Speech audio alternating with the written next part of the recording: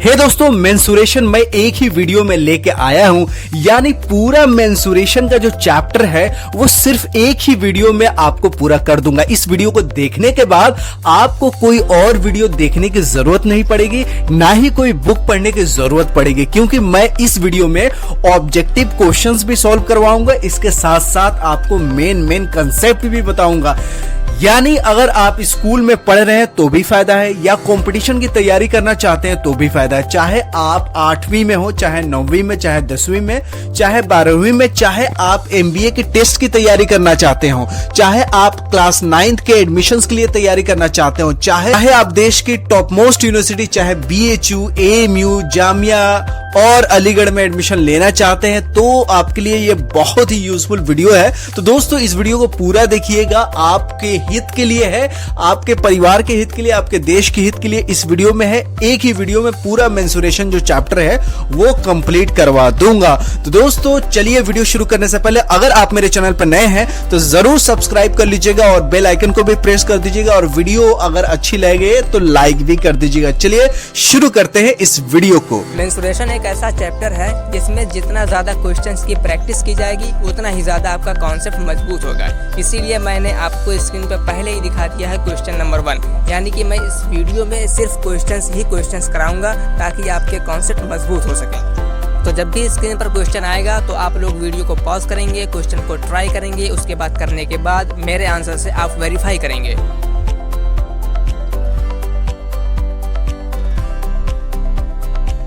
Maximum interior angle possible for a regular polygon is. एक regular polygon है, उसमें maximum interior angle क्या हो सकता है। तो जब इस तरीके का क्वेश्चन आए तो सबसे पहले इंटीरियर एंगल का फार्मूला लिखो। क्या होता है इंटीरियर एंगल का फार्मूला? होता है इंटीरियर I से लिख रहा हूँ, एंगल A से लिख रहा हूँ। इंटीरियर एंगल का फार्मूला होता है n-2 into 180 divide by n। ये होता है इंटीरियर एंगल। और हमसे पूछा है मैक्सिमम इंटीरियर एंगल, तो मैक्सिमम तब होगा जब नीचे जो n है इसकी वैल्यू सबसे कम होगी। तो जब कोई भी चीज़ डिवाइड में रहती है और हमको उसको मैक्सिमम लाना रहता है तो हम मिनिमम से डिवाइड करते हैं। यह बात आपको तब समझ में आएगी जब मैं आपको एक एग्जांपल दूंगा। जैसे मान लो 10 डिवाइड बाई n है, ठीक। अब हमको इसको मैक्सिमम लाना है तो n की वैल्यू क्या पुट करेंगे? अगर हम n की वैल्यू 10 रख दें तब क्या आ जाएगा? तब आएगा 10 डिवाइड बाई 10, ये आ जाएगा 1। अगर n की वैल्यू हम 1 रख दें, n की वैल्यू 1, तो ये हो जाएगा 10 divide by 1 is equal to 10। अब देखो, जब n की वैल्यू कम रखे तब डिवाइड करने पे ज़्यादा आया, जब n की वैल्यू ज़्यादा रखे तब डिवाइड करने पे कम आया। मतलब कि हमको मैक्सिमम चाहिए तो n की वैल्यू देखो, यहाँ फार्मूले में नीचे डिवाइड है, तो हमको मैक्सिमम जब लाना है तो n की वैल्यू मिनिमम होनी चाहिए। तो n शुड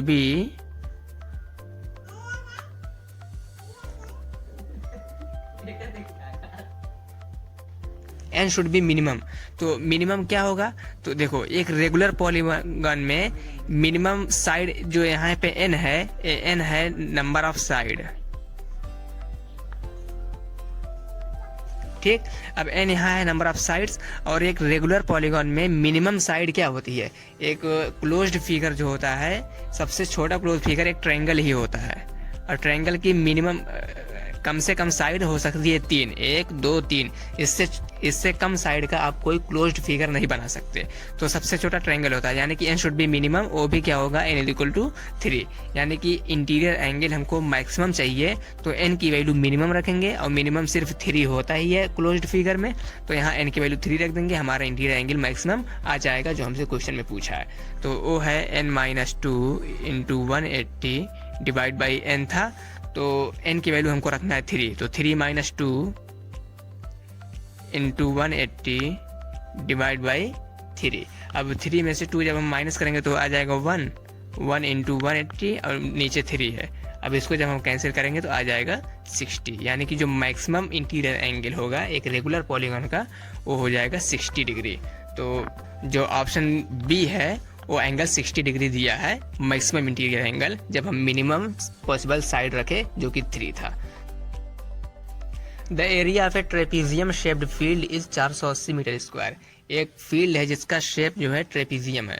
ट्रेपीजियम शेप होता है कुछ इस तरीके का। इसका जो एरिया है ये 480 मीटर स्क्वायर है, ठीक। और आगे कहा कि the distance between two parallel side is 15 meter. ये जो पैरेलल साइड दो है, इस दोनों पैरेलल साइड के बीच की दूरी जो है, the distance between two parallel side, जो दोनों पैरेलल साइड के बीच की दूरी है, मतलब कि ये परपेंडिकुलर डिस्टेंस इज 15 मीटर। इसको हम दूसरे नाम से जानते हैं जो हाइट, इसको h बोलते हैं। ये दिया है हमको 15 मीटर, ठीक। और आगे कहा कि and one of the parallel side is 20 meter. और एक साइड, दो साइड है पैरेलल साइड, दोनों में से एक साइड जो पैरेलल है वो पहले की 20 मीटर है। दोनों पैरेलल साइड में से एक पैरेलल साइड दी गई है जो है 20 मीटर। फिर आगे पूछा find the other parallel side. ये जो अदर पैरेलल साइड है इसको मान लें कि ए है, ए हमको निकालना है कि ए की साइड, ए जो साइड है कितनी होगी। तो एरिया ऑफ ट्रेपीजियम हमको दिया है, तो एरिया ऑफ ट्रेपीजियम का हम फार्मूला पहले लिखेंगे। एरिया ऑफ ट्रेपीजियम को जो फार्मूला होता है ये होता है 1/2 into sum of parallel side, मतलब कि ये 20 है प्लस ये देखो सम ऑफ पैरेलल साइड्स, यानी कि 20 प्लस ए, 20 प्लस ए, ठीक, into height is equal to area. Area कितना दिया है 480 मीटर स्क्वायर, ठीक। अब इसको हम सॉल्व करेंगे जब, तो हमको ए निकालना है, तो एक ही वेरिएबल है, एच जो है हमको 15 भी दिया है, तो ये हो जाएगा 1/2 इंटू 20 प्लस ए हो जाएगा 15, एच की वैल्यू इज इक्वल टू 480, ठीक। अब यहाँ से क्या करेंगे, 20 प्लस ए को सिर्फ यहाँ रखेंगे, बाकी जो 2 है और 15 उसको इक्वल टू के राइट साइड लेके जाएंगे। 480 तो पहले इसको उतार देंगे ऐसे, देखो 2 जो था यहाँ डिवाइड में था, मतलब कि नीचे था, यहाँ आएगा तो ऊपर हो जाएगा। और यहाँ देखो 15 इंटू में था, मतलब कि ऊपर ही था, यहाँ आ जाएगा नीचे हो जाएगा, ठीक। अब देखो 15 का टेबल जब पढ़ेंगे तो ये 15 एकदम 15 3 45, ठीक।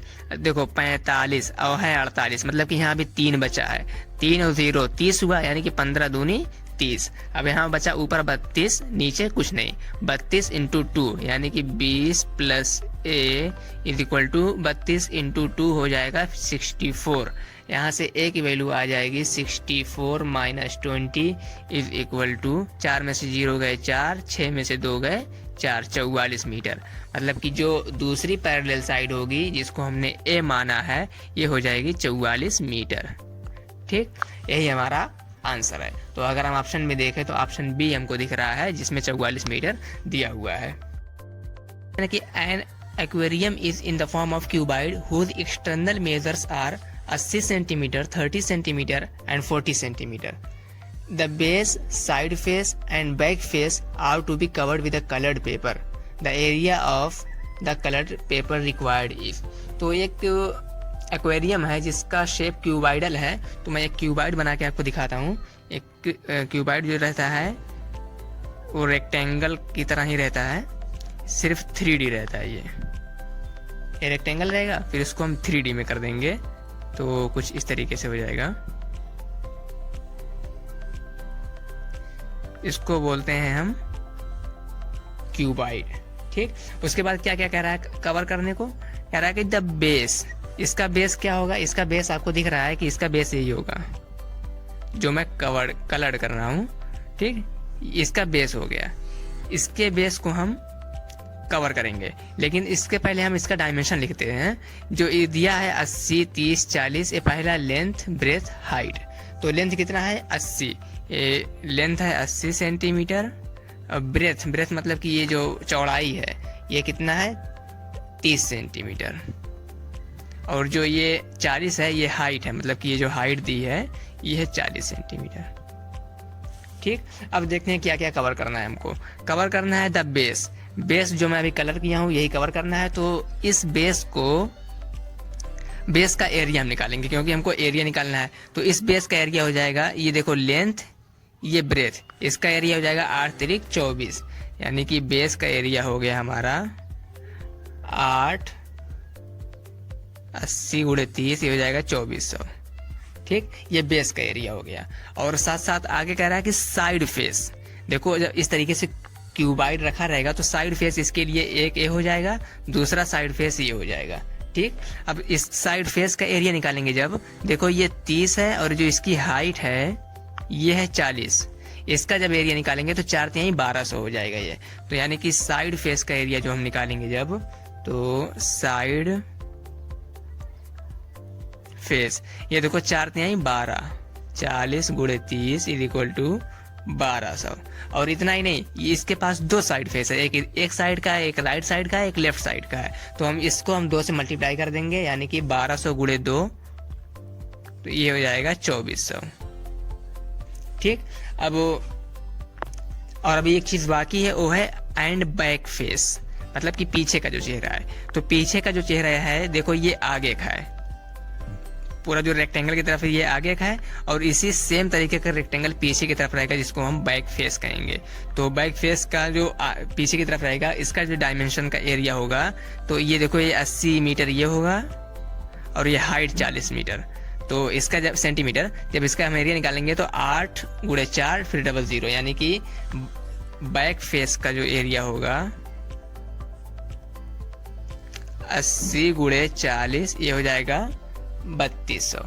अब इतने एरिया को हमको बेस को, साइड फेस को और बैक फेस को एक कलर्ड पेपर से कवर करना है। तो उस कलर्ड पेपर का एरिया क्या होगा, तो इन तीनों एरिया को हम ऐड कर देंगे, 2400, 2400, 3200। किसको किसको ऐड करना है, जिसको मैं डबल अंडरलाइन किया हूँ। तो जब इसको ऐड करोगे तो 2400 प्लस 2400 हो जाएगा 4800, प्लस 3200 और जोड़ना है, फिर ये 00 हो जाएगा, 2 8 10 1 हासिल, 4 3 7 1 8, 80 सेंटीमीटर,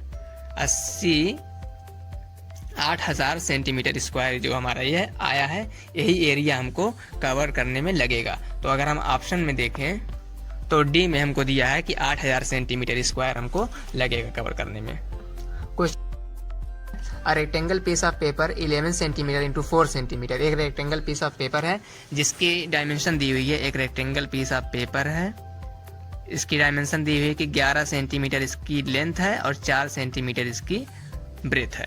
ठीक, अब इसको क्या किया गया है, इज फोल्डेड विदाउट ओवरलैपिंग, इसको फोल्ड किया गया है without overlapping to make a cylinder of height 4 centimeter. इसको जब हम फोल्ड करेंगे बगैर ओवरलैप किए तो एक सिलेंडर बनेगा इस तरीके का, जिसकी हाइट इतनी ही रहेगी जितनी इसकी ब्रेथ है, जो 4 सेंटीमीटर है। तो ये इस तरीके का बनेगा, मतलब कि इसकी हाइट जो है ये 4 सेंटीमीटर है, और जो इसका रेडियस है, रेडियस इज इक्वल टू हमको नहीं पता, लेकिन हाँ इतना जरूर पता है कि 11 सेंटीमीटर की लंबाई थी, जिसको हम फोल्ड करके एक सर्किल बनाए हैं। इस सर्किल का सरकमफ्रेंस जो होगा वो 11 होगा, मतलब कि यहाँ से 2 पाई r इज इक्वल टू 11 होगा। ठीक, अब यहाँ से हम r की वैल्यू निकाल सकते हैं। तो 2 इंटू पाई की वैल्यू 22/7 और r हमको निकालना है। और ये जो है 11 कहाँ से आया, क्योंकि जो रेक्टेंगुलर पीस ऑफ पेपर था इसकी लेंथ ही 11 थी, उसी को हम ओवरलैप किए हैं, उसी को हम फोल्ड किए हैं विदाउट ओवरलैपिंग, तभी ये 11 है। तो ये 11 हो जाएगी। अब यहाँ से r की वैल्यू जब निकालेंगे तो 11, ये देखो 7 यहाँ नीचे है तो उधर जाएगा ऊपर, और इधर जो ऊपर दोनों था 22 गुणे 2 ये नीचे हो जाएगा। ठीक, अब यहाँ से कैंसिल तो कुछ हो रहा है कि नहीं, तो हाँ 11 एकम 11, 11 दूनी 22। अब यहाँ से रेडियस हमारी आ गई r इज इक्वल टू 7 ऊपर है, नीचे क्या है 2 दूनी 4, नीचे 4 है, रेडियस हमारी 7/4 सेंटीमीटर आ गई है। अब रेडियस पता चल गया, हाइट पता है, आगे क्या पूछा है कि then the volume of the cylinder is, तो वॉल्यूम सिलेंडर का वॉल्यूम क्या होगा, तो वॉल्यूम का फार्मूला होता है वॉल्यूम ऑफ सिलेंडर। तो सिलेंडर लिखने के बजाय हम बना दे रहे हैं, तो volume of cylinder is equal to pi r square h। ठीक, पाई की वैल्यू 22/7 और r की वैल्यू अभी हम निकाले हैं 7/4, तो 7/4 इंटू 7/4 2 बार क्यों लिखें, क्योंकि दोनों का स्क्वायर है, और इंटू हाइट क्या है 4 सेंटीमीटर। ठीक, अब यहाँ देखो 4 4 कट गया, और यहाँ देखो 7 7 कट गया। अब बचा क्या, 22 गुणे 7 हो जाएगा 154 डिवाइड बाई 4। जब इसको आप कैंसिल करोगे तो आ जाएगा 154 को जब हम 4 से डिवाइड करेंगे तो 38.5 सेंटीमीटर स्क्वायर आएगा। तो मैं इसको जल्दी जल्दी इसलिए बता दिया क्योंकि सेम क्वेश्चन में 2011 वाले सीरीज में मैं इसको करा चुका हूँ, तो आप वहाँ भी आंसर देखेंगे तो 38.5 ही आया था। In a triangle centroid always divides median in the ratio of, एक ट्रायंगल में जो सेंट्रॉइड होता है वो मीडियन को किस रेशियो में डिवाइड करता है। एक ट्रायंगल में जो मीडियन होता है, मीडियन मैंने बताया कि वर्टेक्स से मिड पॉइंट तक की लाइन, मिड पॉइंट से वर्टेक्स तक की लाइन, मिड पॉइंट से वर्टेक्स तक की लाइन को हम बोलते हैं मीडियन। मीडियन जो तीनों एक जगह एक पॉइंट पे मीट करती हैं उसको बोलते हैं सेंट्रॉइड। ठीक, यही सेंट्रॉइड है। तो इन ए ट्रायंगल सेंट्रॉइड मतलब ये point always divides the median, हमेशा इस मीडियन को डिवाइड करता है किस रेशियो में, ये हमेशा डिवाइड करता है 2:1 में। ठीक, आप लोग याद कर लीजिएगा, याद ना हो तो। ठीक, 2:1 में सेंट्रॉइड हर एक मीडियन को डिवाइड करता है। तो पहला ऑप्शन हमारा सही हो जाएगा। A pit 5 meter long and 3.5 meter wide is dug to a certain depth. एक गड्ढा है जो 5 मीटर लंबा है, 3.5 मीटर चौड़ा है और उसकी कुछ डेप्थ है, गहराई भी है, उसको जो है खोदा गया है। If the volume of the earth taken out of it is 14 meter. लेकिन जो जब गड्ढे को खोदा गया फिर उस मिट्टी को जब ग्राउंड पे रखा गया तो उसकी मिट्टी का जो वॉल्यूम था वो 14 मीटर क्यूब था। तो what is the depth of the pit, तो उस गड्ढे की गहराई कितनी थी वही हमको बताना है। तो गड्ढा रहा होगा कुछ इस तरीके से,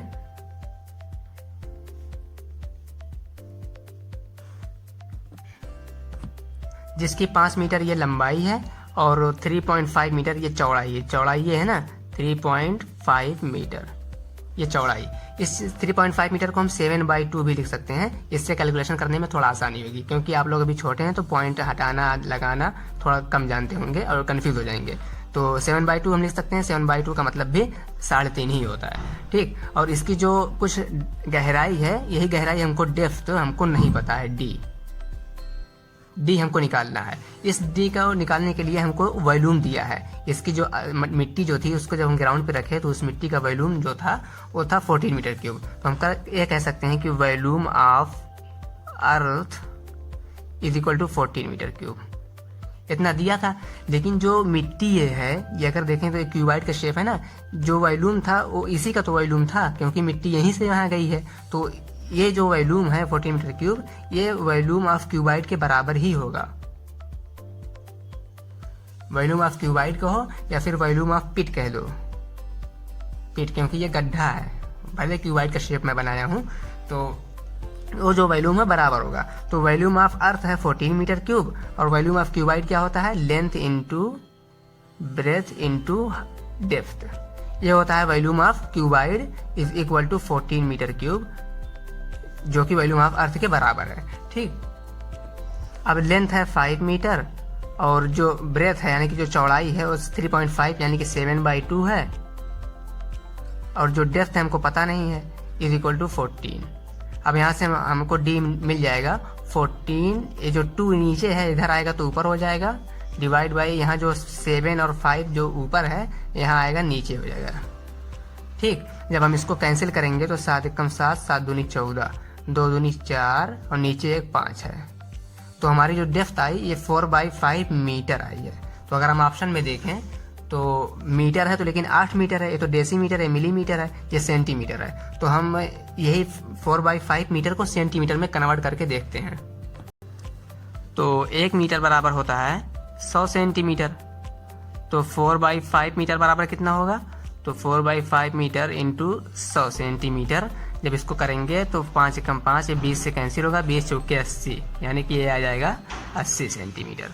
ठीक, तो जो गड्ढे की गहराई थी वो थी 80 सेंटीमीटर, जो ऑप्शन ए में हमको पहले ही दी हुई है। Which of the following is a regular polygon, कौन सा ऐसा पॉलीगॉन है, मतलब कि कौन सा ऐसा इसमें से है जो रेगुलर है। रेगुलर मीन्स होता है जिसका साइड भी इक्वल हो, साथ साथ गिवन एंगल भी इक्वल हो। ठीक, तो अभी आपको समझ में आ जाएगा। जैसे रेक्टेंगल है तो रेक्टेंगल होता है इस तरीके का, जिसकी 2 साइड आपस में बराबर होती हैं, ये साइड आपस में बराबर होती है, लेकिन चारों साइड इक्वल नहीं होती, मतलब कि ये साइड इक्वल वाला कंडीशन फेल हो गई, मतलब कि ये रेगुलर नहीं है।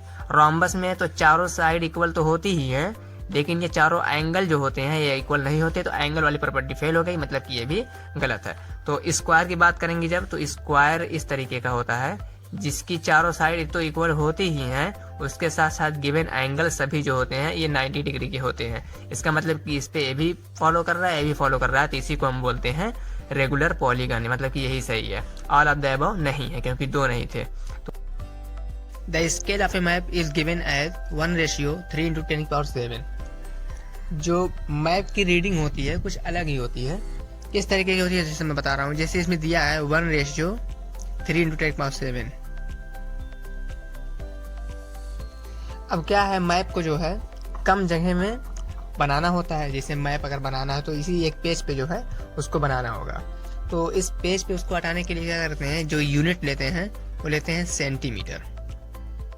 ठीक, यानी कि अगर मैप में जो इसका मतलब क्या है, मैं पहले मतलब समझा रहा हूँ कि ये जो दिया इसका मतलब क्या है। जो स्केल दी है मैप पे उसका मतलब ये है कि जो पहला होता है ये होता है मैप पे, ये मैप पे जो होता है वो होता है सेंटीमीटर में।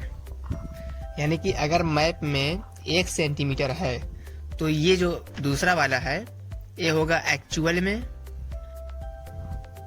ये भी सेंटीमीटर में होगा। ठीक, ये मैप पे 1 सेंटीमीटर, एक्चुअल में 3 × 10⁻⁷ सेंटीमीटर होगा। और क्वेश्चन में आगे क्या दिया, इसका मतलब यही होता है। आगे दिया है कि 2 cities are 5 centimeter apart on the map. लेकिन मैप में 2 सिटीज हैं, एक सिटी इधर एक सिटी वो, मान लो कि एक सिटी ये है, एक सिटी यहाँ कहीं है, यहाँ कहीं। तो ये दोनों, इन दोनों के बीच की दूरी जो है 5 सेंटीमीटर है। ये यहाँ से लेकर यहाँ तक ये 5 सेंटीमीटर है। मैप में ऐसा ही तो होता है, एक सिटी यहाँ रहती है, एक सिटी यहाँ रहती है, एक सिटी यहाँ रहती है। तो 2 सिटी हैं, इसको ए मान लो, इसको बी मान लो, दोनों की दूरी 5 सेंटीमीटर है। आगे कह रहा है the actual distance between them is. ये तो मैप पे 5 सेंटीमीटर है, लेकिन एक्चुअल में क्या होगा ये हमको पता करना है। तो जो भी मैं समझाया कि अगर मैप पे 1 सेंटीमीटर है तो एक्चुअल में 3 × 10⁻⁷ सेंटीमीटर होगा। सेम इसी तरह 1 सेंटीमीटर बराबर होता है, ये एक्चुअल में है, ये मैप है, यहाँ एक्चुअल लिख रहा हूँ। ठीक, ये मैप 1 सेंटीमीटर और एक्चुअल में 3 × 10⁻⁷ सेंटीमीटर ऑन द ग्राउंड कह लो। ठीक, और लेकिन हमको चाहिए 5 सेंटीमीटर का, 5 सेंटीमीटर, तो इधर जो है हम 5 से मल्टीप्लाई कर देंगे। तो 5 × 3 × 10⁻⁷ सेंटीमीटर। इसको जब सॉल्व करेंगे आ जाएगा 5 × 15 × 10⁻⁷ सेंटीमीटर। तो एक्चुअल में इतना ही हुआ। लेकिन अगर हम ऑप्शन में अब देखें तो 5 × 10⁻⁷, 50 × 10⁻⁷ सेंटीमीटर कोई आंसर ही नहीं है। तो ये मिलीमीटर में कम है, ये नहीं हो सकता, ये सेंटीमीटर में नहीं हो सकता। तो ये मीटर में दिया हुआ है, ये किलोमीटर में दिया हुआ है। तो हम क्या करते हैं, इसको हम किलोमीटर में कन्वर्ट करते हैं। तो 1 सेंटीमीटर बराबर होता है 1 मीटर, 1 मीटर बराबर 100 सेंटीमीटर। ठीक, और 1 किलोमीटर बराबर होता है 1000 मीटर। ठीक, अब 1 किलोमीटर बराबर 1000 मीटर होता है और 1 मीटर बराबर 100 सेंटीमीटर होता है। तब हम यही जो है 1 मीटर की जगह रख देंगे 100 सेंटीमीटर। 1 मीटर बराबर कितना, 100 सेंटीमीटर। मतलब कि अब पूरा का पूरा जितना ये दिया है 1 किलोमीटर बराबर 1 फिर 5 0, इतना सेंटीमीटर हो गया। 1 किलोमीटर में कितना सेंटीमीटर होगा, 1,00,000 सेंटीमीटर। ठीक, तो हम इसको क्या करेंगे, किलोमीटर में करने के लिए 1,00,000 से डिवाइड कर देंगे। तो ये हो जाएगा 15 × 10⁻⁷, तो 70 हो जाएगा। ठीक, और 1,00,000 से डिवाइड करना है क्योंकि हमको किलोमीटर में करना है ना।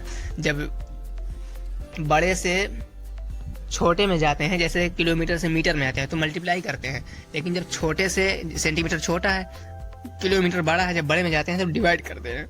अब जब डिवाइड करेंगे तो ऊपर 5 0, नीचे 5 0 कैंसिल हो जाएगा, 1 2 3 4 5। अब ये आंसर जो आएगा ये आएगा किलोमीटर में। यानी कि ये आंसर जो हमारा आया है 15 फिर 00 किलोमीटर, यही हमारा आंसर हो जाएगा।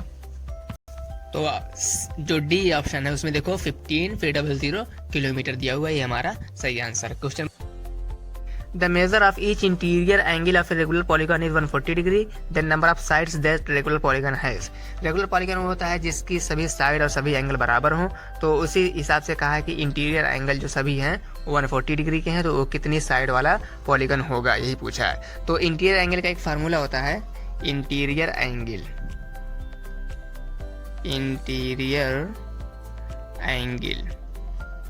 Is equal to n-2 × 180 divide by n। ठीक, और यहाँ पे सभी इंटीरियर एंगल कितने दिए गए हैं, यहाँ पे 140 दिए गए हैं। तो क्या करेंगे, यहाँ पर इंटीरियर एंगल जो है 140 है और n-2, n हमको निकालना है, n क्या है हमारा साइड, 180 डिवाइड बाई n। अब n को जब हम इधर ले जाएंगे तो ये हो जाएगा 140n, 140 इंटू n हो जाएगा 140n is equal to 180 into n multiply करेंगे तो हो जाएगा 180n, फिर माइनस 180 गुणे 2 हो जाएगा 360। ठीक, अब यहाँ से देखो 180n तो इधर ही रहने देंगे और 140 को इधर ले आएंगे तो माइनस हो जाएगा 140n इज इक्वल टू 360, इधर माइनस है तो इधर लाएंगे हो जाएगा प्लस 360। अब देखो 180 में से 140 घटाएंगे तो आ जाएगा 40n, यहाँ से 360। अब यहाँ से n की वैल्यू आ जाएगी, देखो पहले n की वैल्यू आ जाएगी 360 डिवाइड बाई 40। जिसके साथ वेरिएबल रहता है वो नीचे रहता है, जैसे 40 के साथ वेरिएबल है, वेरिएबल बोलते हैं ABCD NXY जो भी हो, 40 के साथ है तो 40 नीचे आया, n की वैल्यू जब निकाले तो a हो जाएगा 0 0 कैंसिल, 4 कम 4 4 9 36, मतलब कि ये 9 साइड वाला पॉलीगन है। तो अगर हम ऑप्शन में देखें तो डी में हमको 9 दिया गया है। तो अब देखते हैं, if the difference between two parallel sides of a trapezium is 4 centimetre. अगर एक ट्रेपीजियम है, उसको हम बना दे रहे हैं, एक ट्रेपीजियम इस तरीके का है, इसकी जो पैरेलल साइड, ये एक ए पैरेलल साइड है, एक ये पैरेलल साइड है, इसको मान लेते हैं ए, इसको मान लेते हैं बी। तो ये जो दो पैरेलल साइड है, इन दोनों के बीच का डिफरेंस जो है वो 4 सेंटीमीटर है। डिफरेंस मतलब a माइनस बी, कहें कि देखो a बड़ी है, तो जब बड़ी में से छोटी को घटाएंगे तो कुछ आएगा, वही डिफरेंस 4 सेंटीमीटर क्वेश्चन में दिया है, मतलब कि a minus b is equal to 4। ये पहली इक्वेशन बन गई। दूसरा क्या कह रहा है कि perpendicular distance between them is 10 centimetre. ये जो परपेंडिकुलर डिस्टेंस है यहाँ से लेके यहाँ तक, ये इन दोनों के बीच की ये है 10 सेंटीमीटर। ठीक, perpendicular distance between them is 10 centimetre. 10 दिख रहा है ना, 10 सेंटीमीटर। और आगे कह रहा है कि if the area of trapezium is 250 centimetre square. अगर इस ट्रेपीजियम का एरिया 250 सेंटीमीटर स्क्वायर है, तब then the length of parallel side is. तो ये जो पैरेलल साइड ए की वैल्यू क्या होगी, बी की वैल्यू क्या होगी, यही हमसे पूछा है। ठीक, अब देखो इसके करने की एक ट्रिक भी है, लेकिन पहले मैं फार्मूला और कॉन्सेप्ट समझा रहा हूँ, उसके बाद ट्रिक देखना। ठीक, इसका एरिया का फार्मूला क्या होता है, 1/2 sum of parallel side, 1/2 sum of parallel side into height. ये होता है एरिया का फार्मूला। और एरिया यही दी है 250 सेंटीमीटर, मतलब कि एरिया देखो 1/2 और सम ऑफ पैरेलल साइड क्या है, ए है और बी है, इन दोनों को जब ऐड करेंगे a प्लस बी, और हाइट दी है 10 सेंटीमीटर, यहाँ पे 10 रखेंगे, और एरिया का फार्मूला है, और एरिया दी है 250 यहाँ पे रख देंगे। अब देखो यहाँ से 0 0 कैंसिल हो जाएगा पहली बात, क्योंकि इधर भी 0 इधर भी 0। ठीक, अब यहाँ से a प्लस बी की वैल्यू आ जाएगी, इधर 25 है इधर 2 है, 2 इधर आएगा मल्टीप्लाई हो जाएगा, 25 दूना 50 हो जाएगा। a प्लस बी की वैल्यू आ गई 50।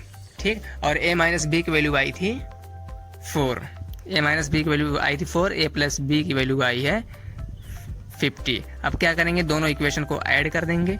ठीक, ऐड करेंगे तो देखो b माइनस है, यहाँ प्लस कट जाएगा, यहाँ a प्लस a हो जाएगा 2a इज इक्वल टू 54।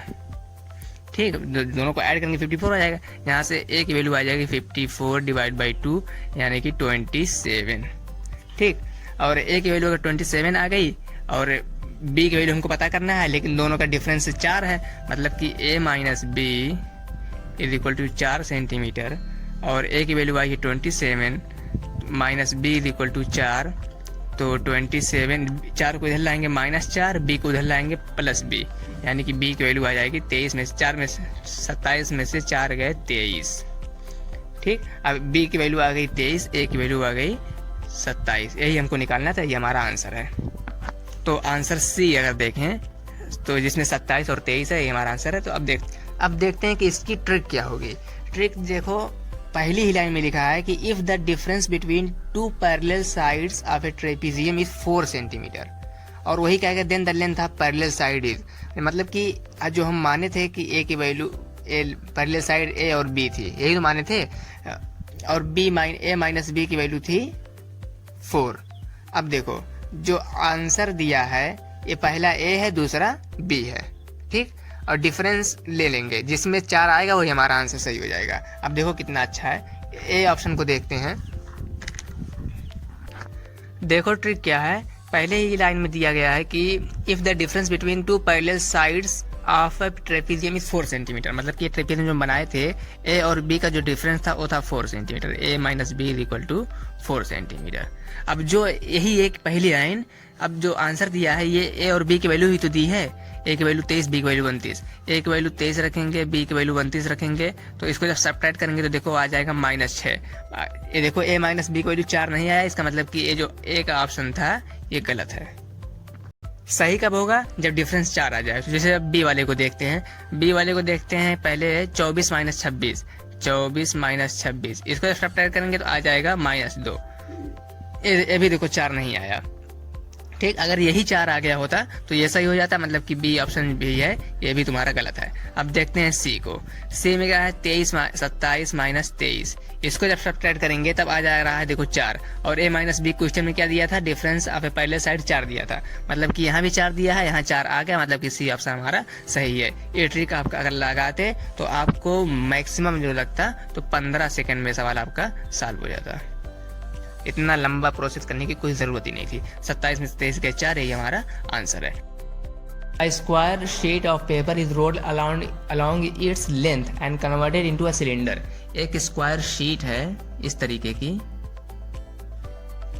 इसको रोल करके एक सिलेंडर बना दिया गया है। सिलेंडर मतलब कुछ इस तरीके का। तो जाहिर सी बात है जब स्क्वायर शीट को हम लपेट देंगे इस तरीके से गोल में तो इस तरीके की बन जाएगी। तो अगर हम इसकी साइड को मान लें x, ठीक, तो और ये जो साइड इसकी पूरी थी वही अब जब इसको लपेट दिए तो वही गोल में आ गई, मतलब कि जो गोल में है ये इसका सरकमफ्रेंस है। सरकमफ्रेंस का फार्मूला होता है 2πr, ये हो गया 2πr। 2πr पूरा कितना है, x वही है, ना कि लॉस हुआ है ना गेन हुआ है, जितना था वो सिर्फ उसी को हम लपेट दिए हैं, तो 2πr is equal to x हो जाएगा। यह बात समझ में आई ना। देखो जब ये पूरा जितनी साइड थी उसको हम गोल में कर दिए, तो अगर मान लो ये कि ये तार है, इसकी साइड x है, ठीक, अब हम इस तार को लपेट दें ऐसे तो ये भी तो x ही रहेगा ना, कि घट बढ़ जाएगा, नहीं बढ़ेगा ना, क्योंकि हम इसका पॉइंट जो यहाँ था और जो यहाँ था उसको यहीं पे एक जगह लपेटे हैं, ये नहीं कि ये इस तरीके से लपेट दिए हैं, फिर भी उतना ही होगा, x ही होगा चाहे जैसे लपेटें। तो लेकिन जब इस तरीके से लपेटेंगे, एंड टू एंड कनेक्ट करेंगे, तब ये एक पूरा सरकमफ्रेंस बनेगा, एक सर्किल बनेगी, रिंग की तरह बन जाएगा। और रिंग का फार्मूला होता है सरकमफ्रेंस का 2πr, और 2πr is equal to x हो गया, जो यहाँ पे था, जो मैं अभी ऐसे समझाया, तो 2πr is equal to x हो गया, ठीक। और इसका रेडियस कितना होगा, इसका रेडियस हो जाएगा यही जो r है ना, तो r हो जाएगा x/2π, इसका रेडियस हुआ। रेडियस के लिए हमने क्या किया, x तो था ही, इधर 2π मल्टीप्लाई में था, इधर लाके डिवाइड में कर दिया, मतलब ऊपर से नीचे कर दिए। अब रेडियस हमें पता चल गया x/2π सिलेंडर का, और स्क्वायर की साइड जो है वो x है, ठीक। अब आगे देखते हैं क्वेश्चन में क्या पूछा है। पूछा है कि the ratio of the radius of cylinder to the side of the square will be. तो हमसे रेशियो पूछा है रेडियस ऑफ सिलेंडर का और साइड ऑफ स्क्वायर का। तो रेशियो क्या है, रेशियो है रेडियस ऑफ सिलेंडर। तो रेडियस ऑफ सिलेंडर हम बना देते हैं, लिखने से अच्छा है बना दो। Radius of cylinder divide by side of square, हमको इसका रेशियो चाहिए। अब रेशियो एक तरह का डिवीजन ही होता है, तभी हम डिवाइड कर दिए। तो रेडियस ऑफ सिलेंडर के कितनी है, x/2π है, ये है x/2π, ठीक। और साइड ऑफ स्क्वायर क्या है, x है, तो इसको डिवाइड करेंगे x, और x को हम x/1 कर सकते हैं, क्योंकि जब 3 रहता है तो थोड़ा कन्फ्यूजन होती है। इस तरीके से हम 4 कर देते हैं तो कन्फ्यूजन हट जाती है। क्यों, क्योंकि जो ऊपर वाला है, जो एकदम नीचे वाला है, इसको आपस में मल्टीप्लाई करेंगे। ऊपर वाला क्या है x, नीचे वाला है 1, इसको मल्टीप्लाई कर दिए और एक डिवाइड का साइन लगाएंगे और जो बीच में था मतलब कि जो बीच में था उसको एक साथ मल्टीप्लाई करेंगे 2 पाई इंटू एक्स। इस तरीके का तरीका होता है, मतलब कि ऊपर वाले का नीचे से और बीच वाला बीच से, और लेकिन ऊपर वाला हमेशा ऊपर रहेगा, जो बीच वाला होगा नीचे में चले जाएगा। इस तरीके से हम इसको डिवाइड करते हैं।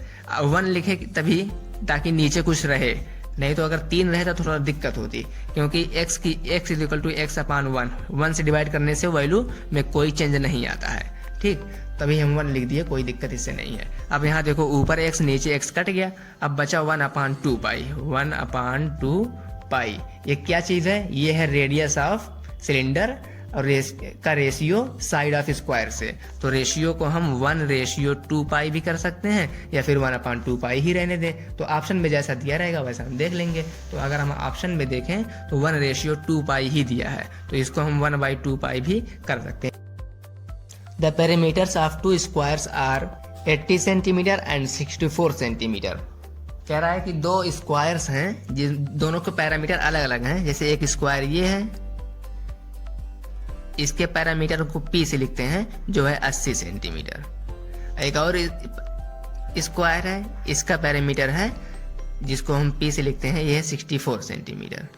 ठीक, और आगे कह रहा है कि the parameter of the third square, एक स्क्वायर और है, whose area is equal to, जिसका एरिया है to the difference of the area of 2 square. मान लो कि एक और स्क्वायर है, पहले बना देते हैं। इसका एरिया जो है इन दोनों के एरिया के डिफरेंस के बराबर है। ठीक, तो सबसे पहले हमको निकालना होगा कि इन दोनों का एरिया कितना है। पहले इसका एरिया निकालेंगे, फिर इसका एरिया निकालेंगे, फिर दोनों के एरिया को सब्ट्रैक्ट करेंगे। जो एरिया आएगा वही इसका एरिया होगा, क्योंकि यहाँ पे कह रहा है कि the perimeter of third square whose area is equal to the difference of the area, मतलब कि इसका एरिया जब डिफरेंस करेंगे तो इसके एरिया के बराबर आएगा। और इसका एरिया देकर हमसे पूछा है कि उसका पैरामीटर क्या होगा। The parameter of third square, हमसे पूछा है कि इसका पैरामीटर क्या होगा। ठीक, समझ रहे हैं ना? तो पहले हम इसको निकालेंगे कि इन दोनों का एरिया कितना है। तो इसका पैरामीटर दिया है 80 centimetre. Area parameter of square क्या होता है? पैरामीटर ऑफ स्क्वायर होता है 4 इंटू साइड, यही ना होता है। अगर हम इसकी साइड को a मान लें, मान लो इसकी साइड a है और स्क्वायर की सभी साइड इक्वल होती हैं, मान लो इसकी साइड a है तो 4 इंटू साइड 4 इंटू a हो जाएगा 80 सेंटीमीटर। पैरामीटर 80 दिया है तो 4 इंटू 80 सेंटीमीटर। अब यहाँ से इसकी साइड निकल के आएगी 80/4 इज इक्वल टू 20 सेंटीमीटर। ठीक, इसकी साइड निकल गई हमें 20 सेंटीमीटर। अब इसका एरिया भी इसी वक्त निकाल लें, तो एरिया ऑफ स्क्वायर होता है ए से एरिया फॉर स्क्वायर होता है कि साइड का स्क्वायर कर दो सिर्फ। यहाँ पे साइड ए माने हैं, ए की वैल्यू 20 आई है तो 20 का स्क्वायर कर देंगे, यानी कि ए स्क्वायर इज इक्वल टू 20 का square.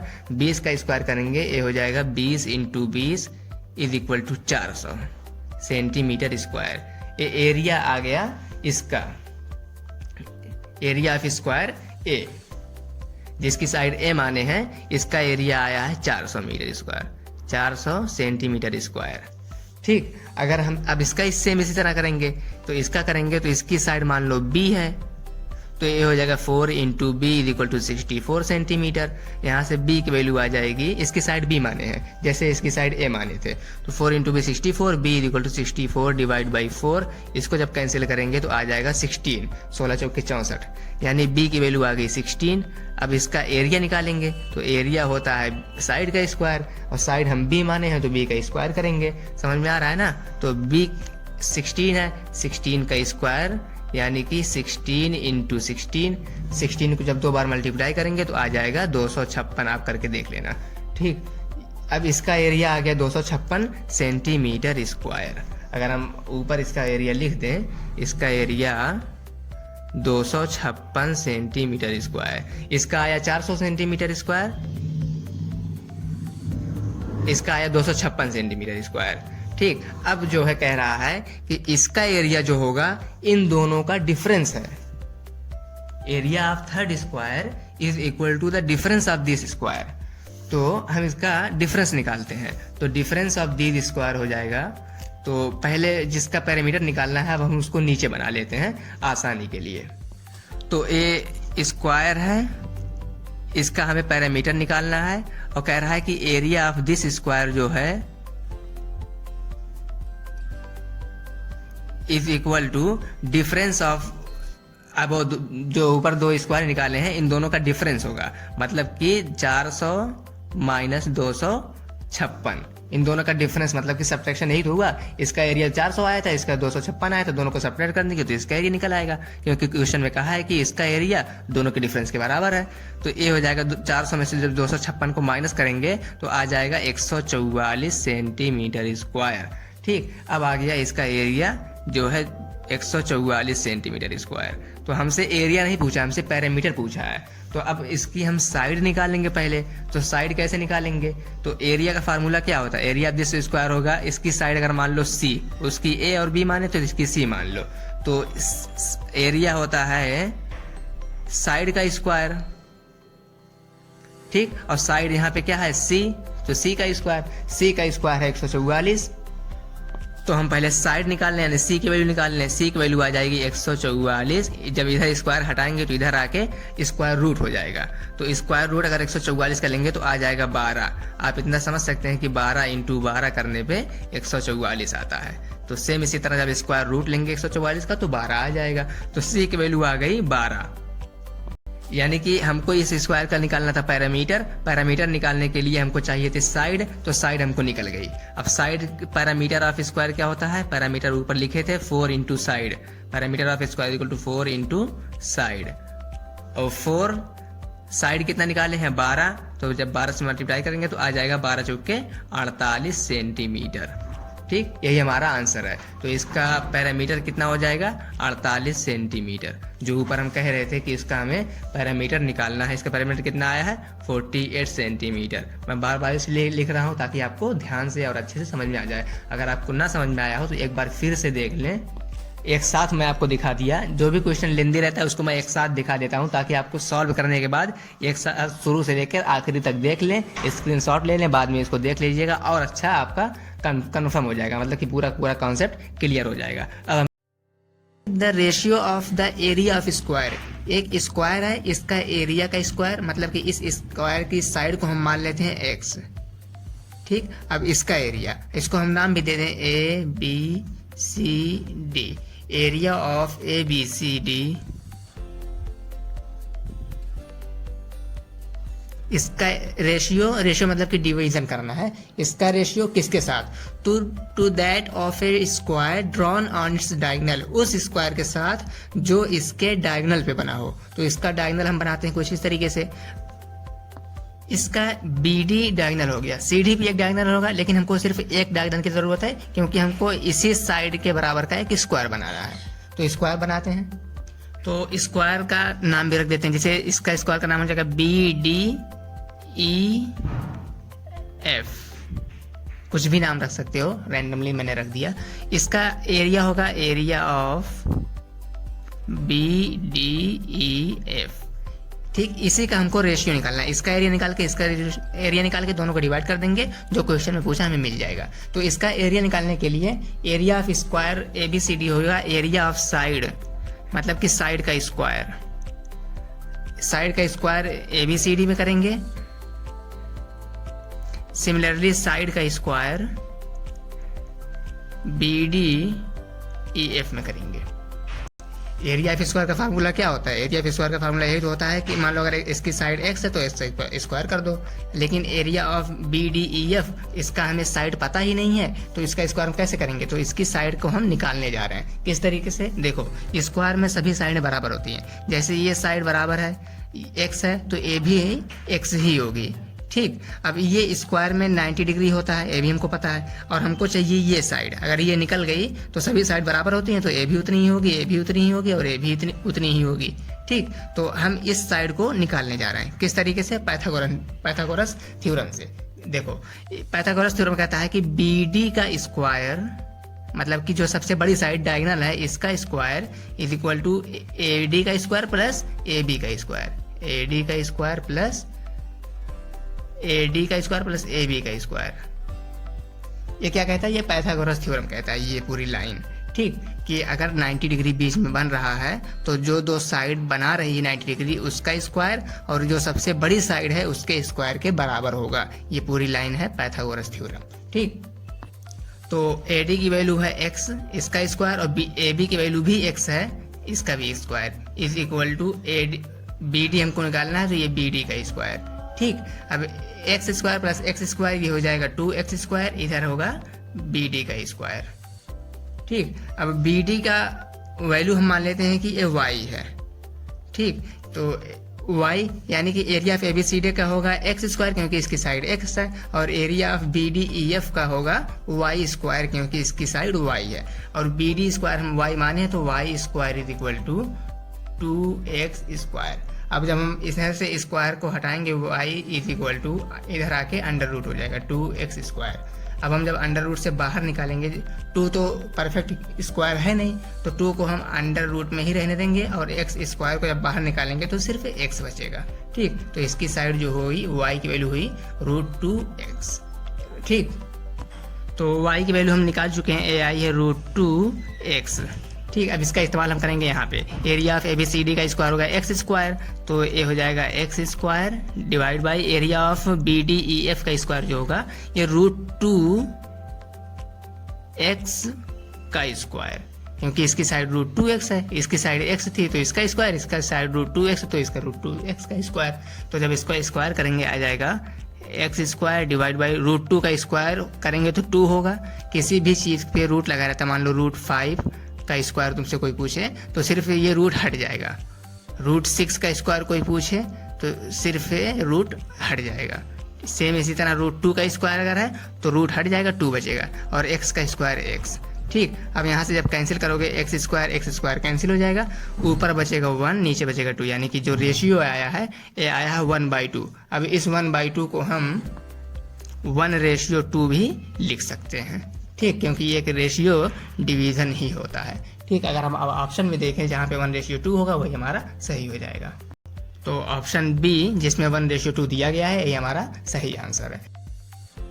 The number of diagonals in a polygon of n sides is given by, एक फार्मूला है उसी को हम सिर्फ याद कर लेंगे, ये हमारा सही आंसर होगा, क्योंकि इसको जो फार्मूला का डेरिवेशन ये इसमें परमुटेशन एंड कॉम्बिनेशन लग रहा है, इसलिए हम ज़्यादा इसमें ध्यान नहीं देंगे। क्लास 11 में इस चैप्टर को हम डिटेल में पढ़ेंगे, सिर्फ आप लोग को इस फार्मूले को याद रखना है और भूलना नहीं है। तो मैं इस फार्मूले को मैं बता दे रहा हूँ।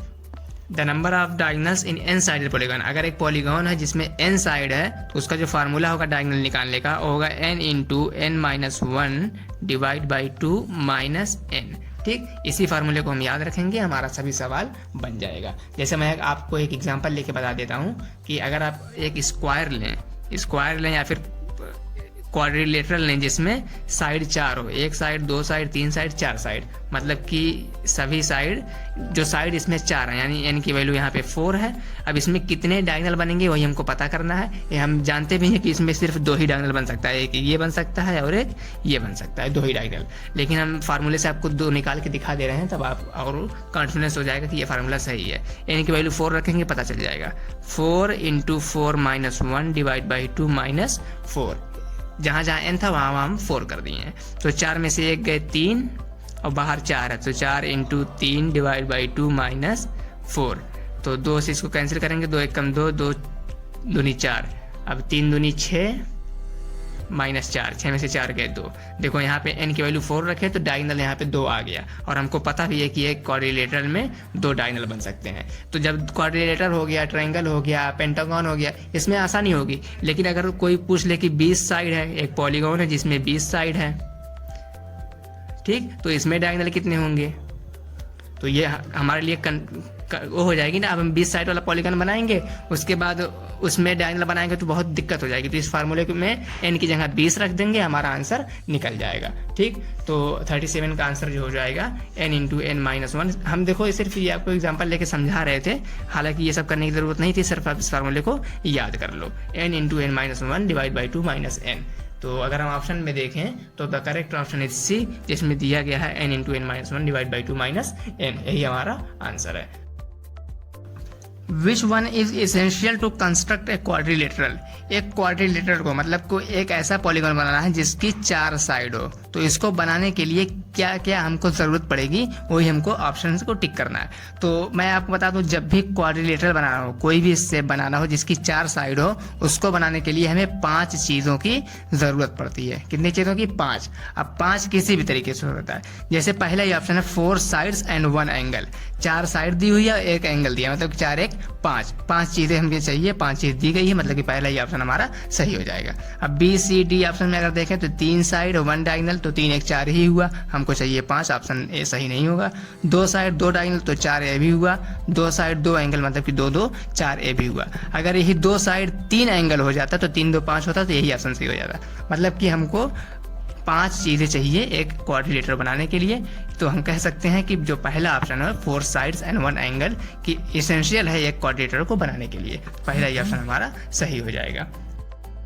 A cube whose edge is 20 cm long has a circle of diameter 20 cm on each of its surface painted red।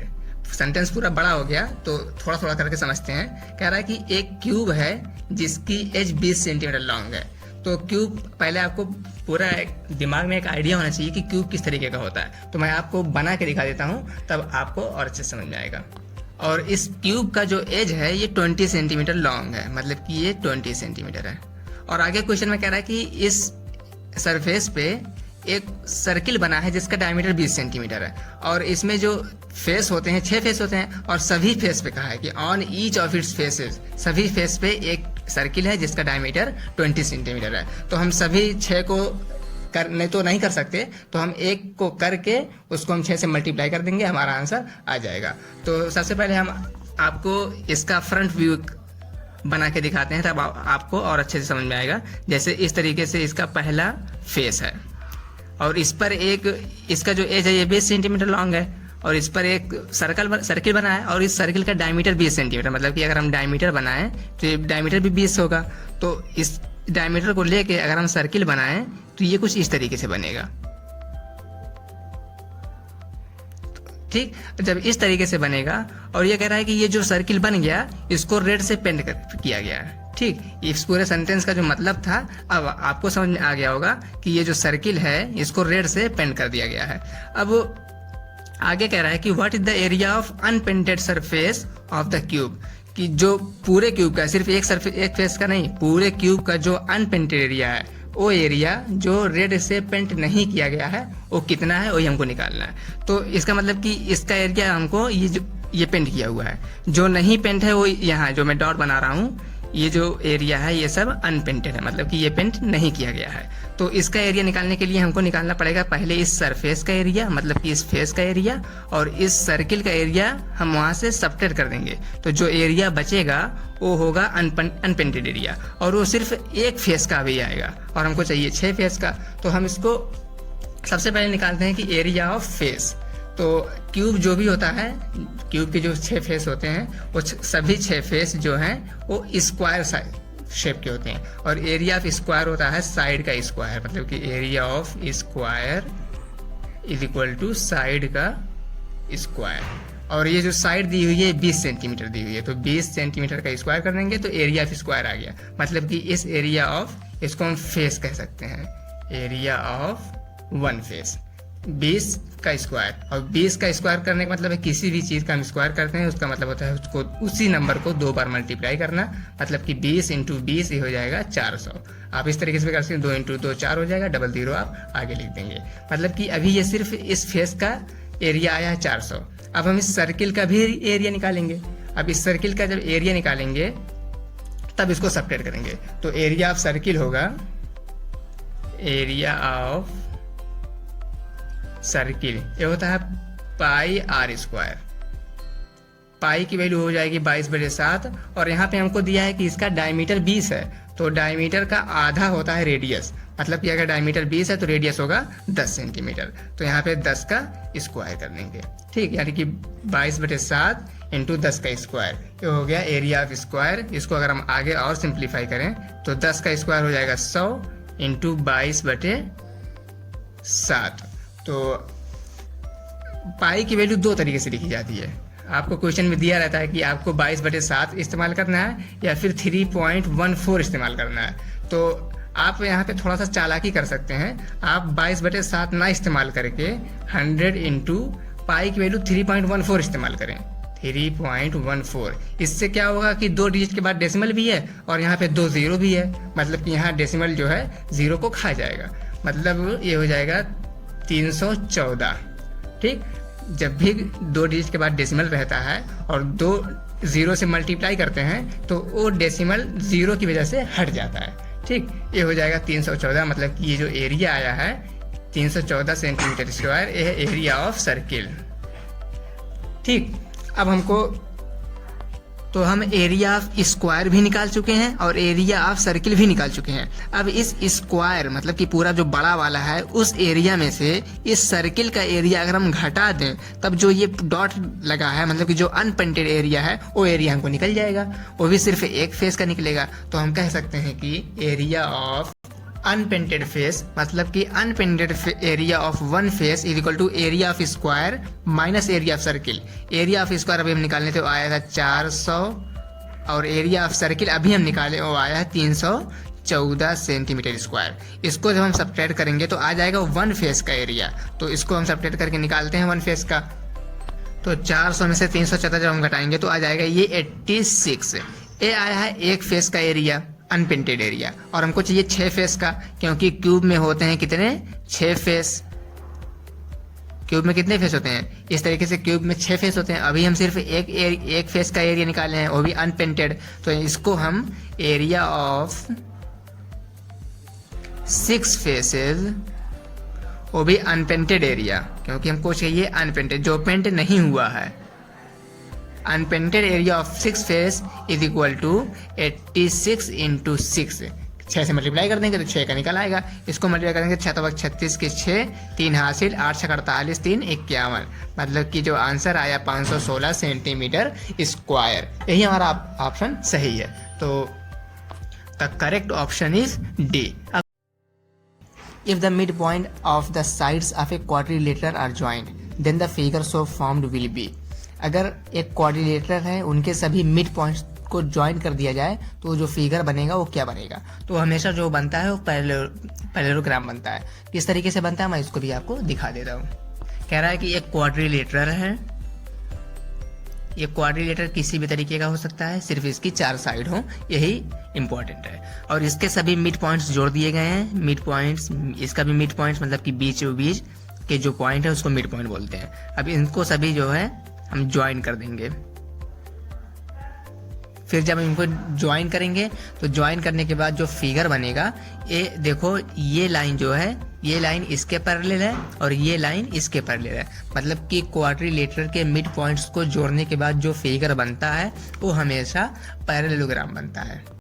मतलब कि अगर हम इसका नाम ABCD रख दें तो ये जो ABCD है ये ABCD इज ए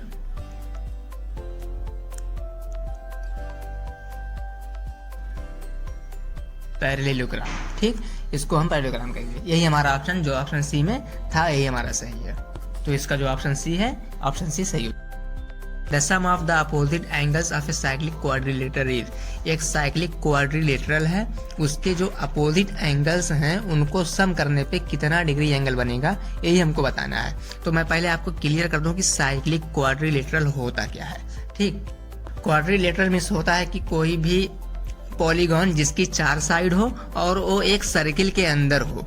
मैं पहले आपको एक सर्किल बनाऊं, ये सर्किल है, इसमें एक क्वाड्रिलेटरल हो, मतलब कि एक पॉलीगॉन जिसकी 4 साइड है और चारों वर्टिक्स मतलब कि 1 2 3 4 ऐसे कर लो। ठीक, देखो ये मान लो ABCD, ये डी है।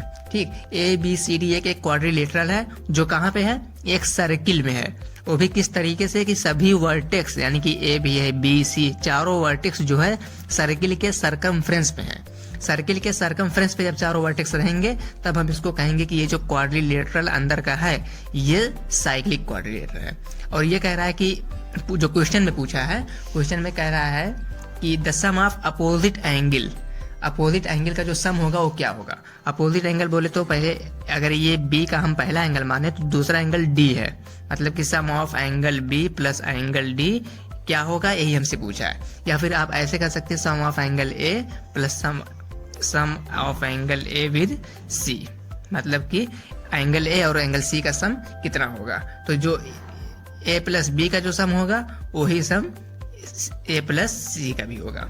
कहने का मतलब कि जो सम ऑफ अपोजिट एंगल्स होता है साइक्लिक क्वाड्रिलेटरल में वो 180 डिग्री होता है। ठीक, आप सिंपली 180 डिग्री भी समझ सकते हैं। मैं आपको ये समझा रहा था कि साइक्लिक क्वाड्रिलेटरल होता क्या है। ठीक, अब हम find the number of sides of a regular polygon whose each exterior angle has a measure of 45 degree. Number of sides equal to sum of exterior angle upon given angle. तो sum of exterior angle अभी मैंने समझाया detail में कि 360 होता है कोई भी पॉलीगॉन हो, और नीचे गिवन एंगल यानी कि जो यहाँ 45 दिया हुआ है उसको आप रख देंगे 360 डिग्री अपॉन 45 डिग्री। आप इसको कैंसिल करेंगे 8 आ जाएगा, यानी कि नंबर ऑफ साइड्स जो है वो 8 है, जो कि ऑप्शन हमें सी में दिया हुआ है। ठीक, The diagonals of a rhombus are 7.5 centimetre and 12 centimetre. मतलब कि एक रोम्बस है जिसका एक डायगोनल है 7.5 सेंटीमीटर का और दूसरा यानी कि D2 जो है वो है 12 सेंटीमीटर का। ठीक, और हमसे एरिया हमसे निकालने का है। The diagonal of a rhombus are इतना, इट्स एरिया इज। तो एरिया का जो फार्मूला होता है वो भी रोम्बस के हाफ D1 इंटू D2। ठीक, तो 1/2 D1 है 7.5, D2 है 12। इसको जब कैंसिल करोगे तो 2 से 12 कैंसिल हो जाएगा, बचेगा 6। अब 6 को 7.5 से मल्टीप्लाई करना है तो ये हो जाएगा 6 × 5 = 30, 3 कैरी, 6 × 7 = 42, 3 × 45। और यहाँ पे एक डेसिमल, देखो एक डिजिट के बाद डेसिमल था तो एक डिजिट के बाद हम डेसिमल लगा देंगे। तो जो एरिया हमारा आएगा 45 सेंटीमीटर स्क्वायर आएगा। ठीक, तो अगर हम ऑप्शन में देखें तो 45 सेंटीमीटर स्क्वायर, देखो 45 दो जगह दिया है, ए भी है ए भी है, लेकिन एरिया की जो है यूनिट होती है वो सेंटीमीटर स्क्वायर होती है। मीटर स्क्वायर सेंटीमीटर स्क्वायर कुछ भी हो सकता है, लेकिन यहाँ पे सेंटीमीटर दिया है तो सेंटीमीटर तो रहेगा ही, लेकिन एरिया की वजह से जो यूनिट होगी वो स्क्वायर होगी। अगर वॉल्यूम पूछता तो क्यूब होती। ठीक, तो हमारा बी ऑप्शन जो है वो सही हो जाएगा। If the radius of a cylinder is 7 centimetre and height is 10 centimetre, its surface area will be। तो surface area of cylinder, surface area of cylinder, cylinder का जो सरफेस एरिया का फार्मूला होता है, सरफेस एरिया बोले तो ये total surface area, total दिया भी है, ये होता है 2πr × r+h। ठीक, तो रेडियस यहाँ पे 7 है और हाइट की वैल्यू 10 है, तो हम डायरेक्ट फार्मूले में रख देंगे। 2 पाई की वैल्यू 22/7, रेडियस 7 है, फिर रेडियस 7 और हाइट 10 है, बस इसको सॉल्व करना है। तो देखो 7 7 आप आपस में कैंसिल हो जाएंगे, 22 दूनी 44 × 10 7 17।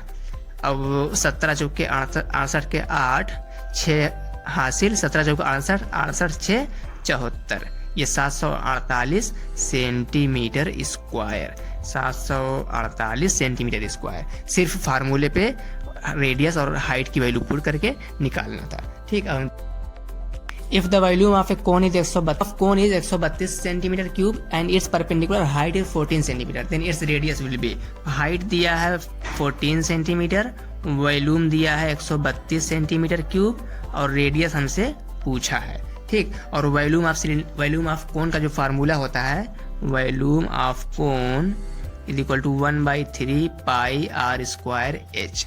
ठीक, अब वॉल्यूम ऑफ कोन दिया है 132 और 1/3 पाई की वैल्यू हो जाएगी 22/7, रेडियस का स्क्वायर इंटू हाइट कितना है 14। ठीक, अब यहाँ से हम सिर्फ r² वहीं रहने देंगे, बाकी को इधर ले आएंगे। इधर लाएंगे तो 132, देखो नीचे क्या क्या है, नीचे 7 और 3 है, तो ऊपर 3 और 7 ऊपर हो जाएंगे, और ऊपर कितने कितने हैं 14 और 22 ऊपर है, तो इधर आएंगे तो नीचे हो जाएंगे 14 × 22, इधर r² सिर्फ बचा है। ठीक, अब देखो यहाँ से 7 × 7, 7 दूनी 14।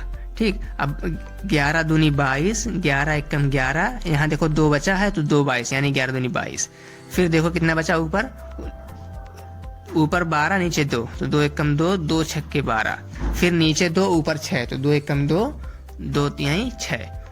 अब ऊपर कितना बचा 3 और एक छोटा सा देखो यहाँ 3, यानी कि r² = 3 × 3।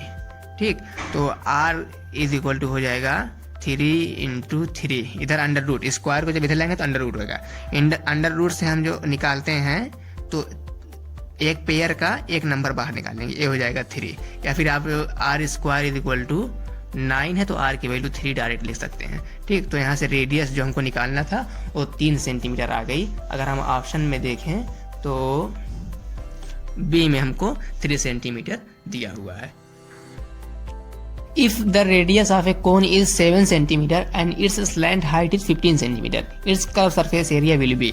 तो curve surface area of cone जो होता है पाई आर एल, एल है स्लैंट हाइट, पाई है 22/7, आर की वैल्यू है 7 और एल क्या है 15 सेंटीमीटर। ठीक है, पाई आर एल यही हमारा क्या है curve surface area of cone का फार्मूला है। तो यहाँ से 7 कैंसिल हो जाएगा और 15 इंटू 22 करना है, यानी कि 15 दूनी 30, 3 हासिल, 15 दूनी 30, 3 35, यानी कि 330 centimetre square. Curve surface area of cone जो है ये 330 सेंटीमीटर स्क्वायर है। यानी कि अगर हम आपको डायग्राम बना के दिखाएं तो ये जो हाइट की यहाँ जरूरत ही नहीं थी, ये एल था, इसी को स्लैंट हाइट बोलते हैं। ठीक, यहाँ से जो आंसर आया वो 330 है। तो अगर हम ऑप्शन में देखें तो ऑप्शन बी है जिसमें 330 सेंटीमीटर स्क्वायर हमको दिया गया। For a cuboid whose base area is 180 centimetre square and volume is 900 centimetre cube, the height is. तो वॉल्यूम ऑफ क्यूब देखो किस तरीके से हम बना के बता रहे हैं। अगर इस क्यूबाइड की इसको लेंथ ले लें, इसको ब्रेथ ले लें और इसको हाइट ले लें, तो इसका एल इंटू बी ये हो जाएगा बेस एरिया। मतलब कि इस बेस का जो एरिया है एल इंटू बी, यही बेस एरिया है। ठीक, और इसका जो हाइट तो हाइट है ही, और जो वॉल्यूम होगा इसका l into b into h is equal to volume. ठीक, और एक क्वेश्चन में कह रहा है कि वॉल्यूम है 900 सेंटीमीटर क्यूब और बेस एरिया है 180 सेंटीमीटर स्क्वायर।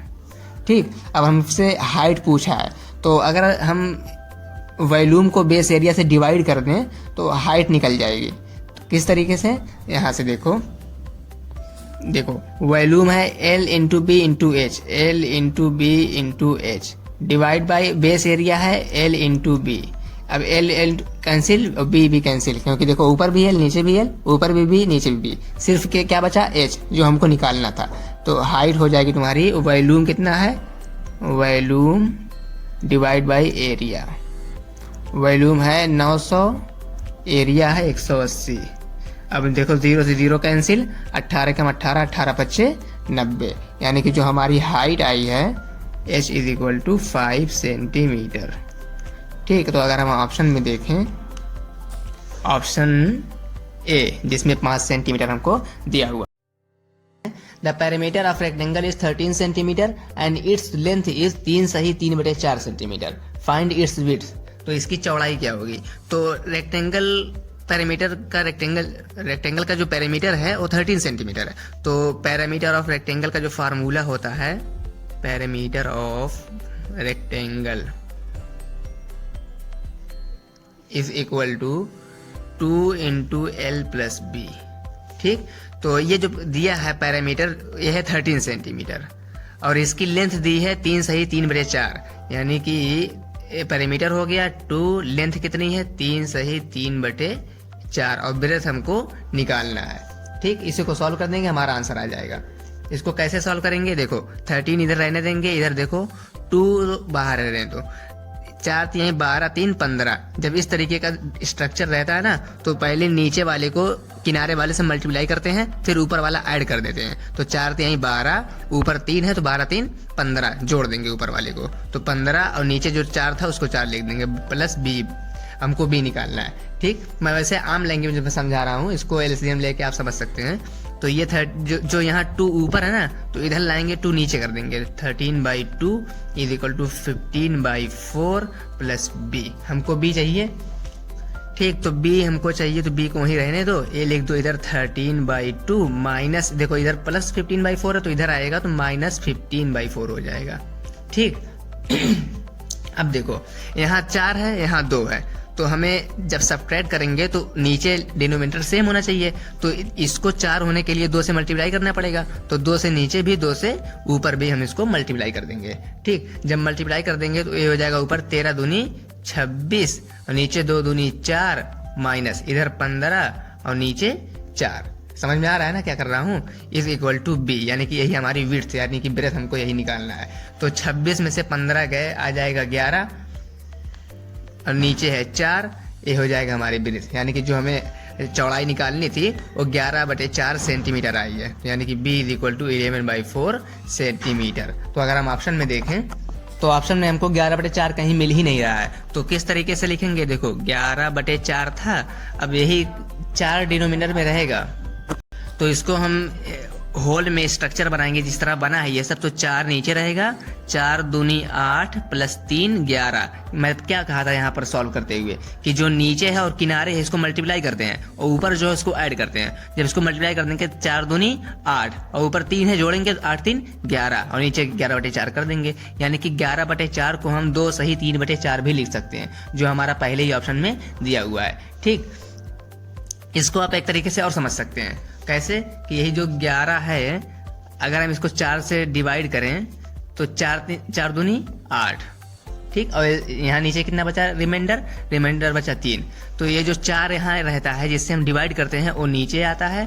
ठीक, और जो जितनी बार मल्टीप्लाई करते हैं, जितनी बार पहाड़ा पढ़ते हैं वो किनारे आता है, और जो रिमाइंडर रहता है, जो शेषफल रहता है, उसको हम ऊपर लिखते हैं। तो सेम वही चीज़ आई जो अभी 2 सही 3/4 जो हमें ऑप्शन में मिला था, पहला ऑप्शन 2 सही 3/4। इसको आप इस तरीके से भी कर सकते हैं जो मैं अभी आपको करके दिखाया लॉन्ग डिवीजन मेथड से। ठीक, the area of a square plot is 101 सही 1/400 metre square. Find the side of the square plot. कह रहा है कि एक स्क्वायर प्लॉट है, मैं स्क्वायर प्लॉट बना दे रहा हूं।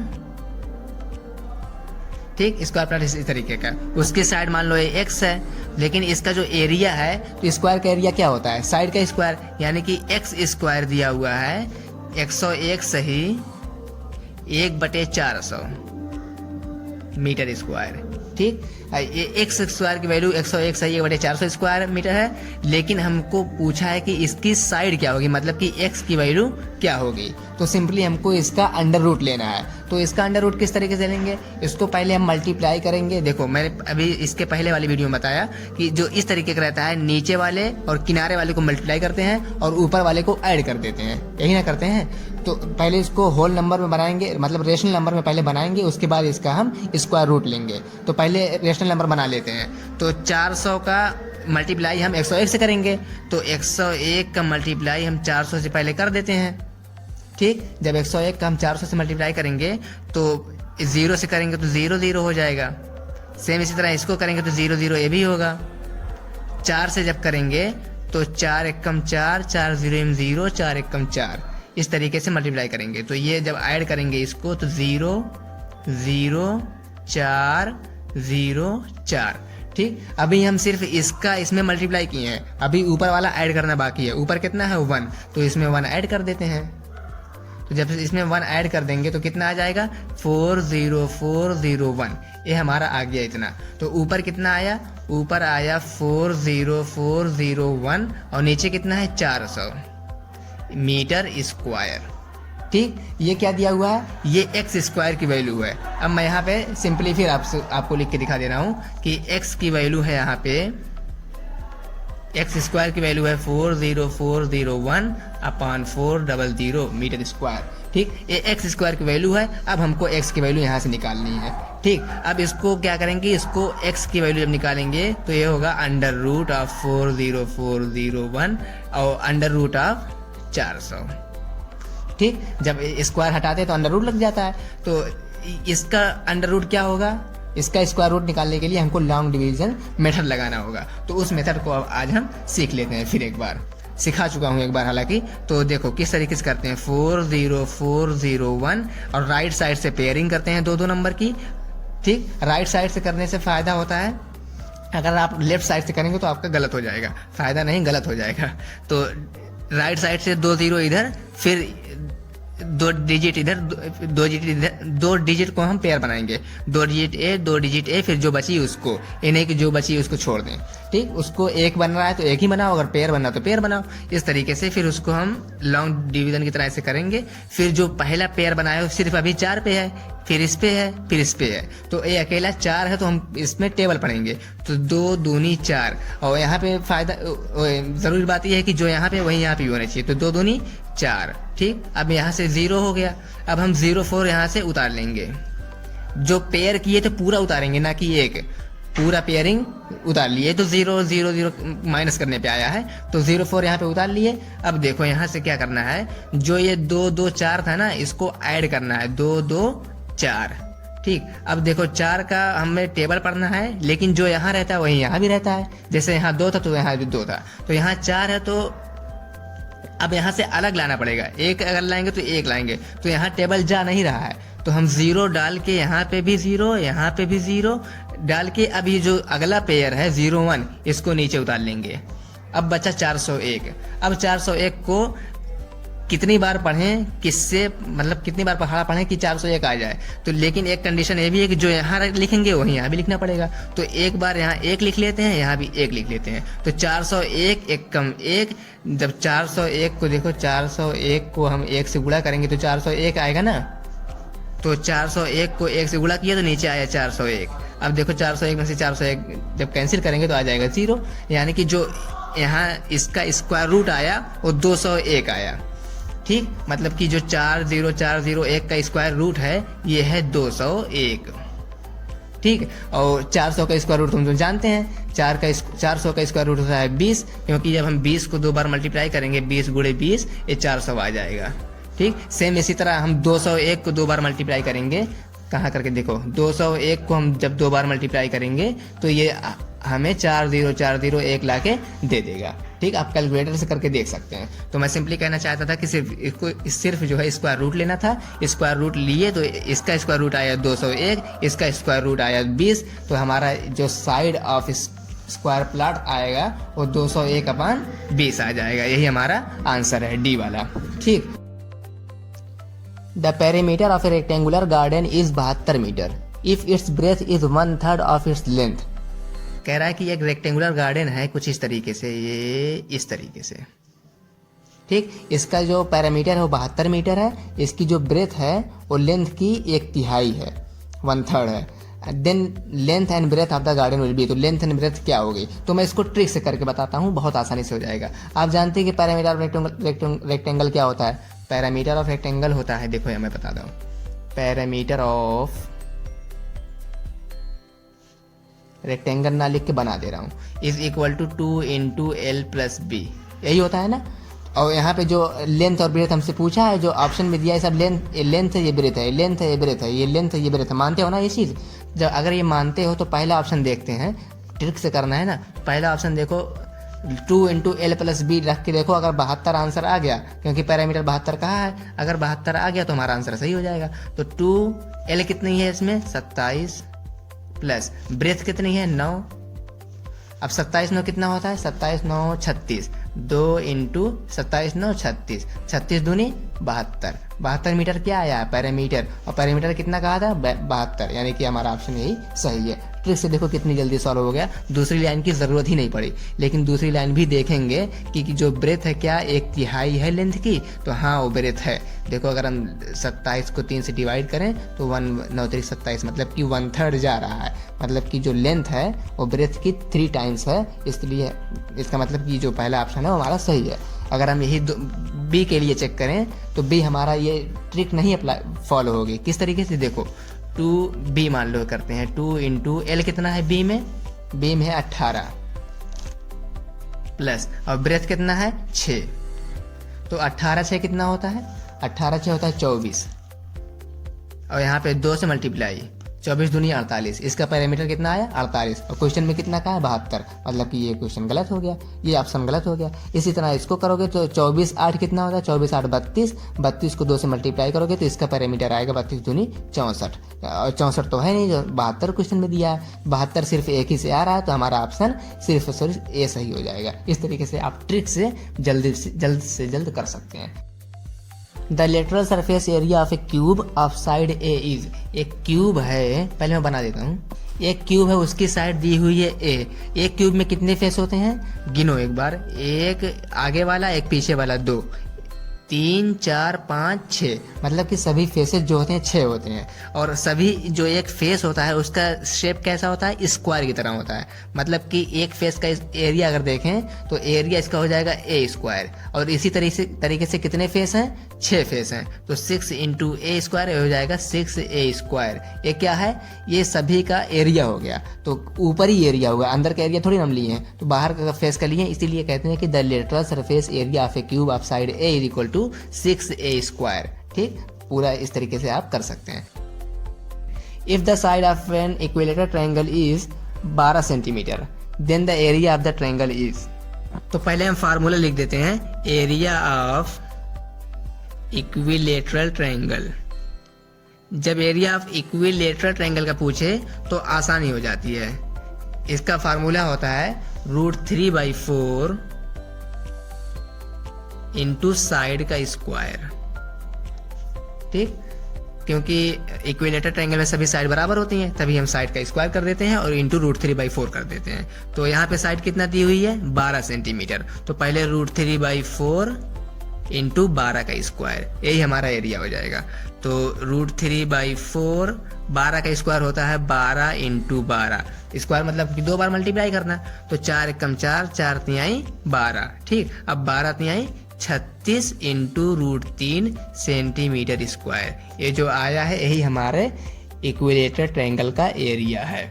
तो अगर हम ऑप्शन में देखें तो ऑप्शन बी है, जिसमें 36 √3 सेंटीमीटर स्क्वायर दिया हुआ है। If the radius of a cylindrical rod is 3.5 centimeter and height is 14 centimeter, then its volume will be, तो वॉल्यूम ऑफ सिलेंडर क्या होता है, पहले ये देखो, वॉल्यूम ऑफ सिलेंडर, सिलेंडर किस शेप का होता है ये बना दूं, इज इक्वल टू πr²h। पाई की वैल्यू होती है 22/7 और सिलेंडर होता है कुछ इस शेप का, जिस तरह से डब्बा होता है जिसमें तेल रखा होता है, ड्रम, इस तरीके का। और इसका जो सिलेंडर रॉड का जो रेडियस है, जो रेडियस ये रेडियस जो है ये 3.5 सेंटीमीटर, ये है रेडियस, यहाँ लिख दे रहा हूँ, रेडियस है 3.5 सेंटीमीटर। इसको हम लिख सकते हैं 7/2, क्योंकि ये 3.5 है, 3.5 को हम 3.5 को हम 7/2 भी कर सकते हैं। और कह रहा है कि हाइट जो है वो 14 सेंटीमीटर है, height is equal to 14 centimetre. अब हमको सिर्फ इसमें फार्मूला में पुट करना है हाइट और रेडियस को, तो हमारा वॉल्यूम निकल जाएगा।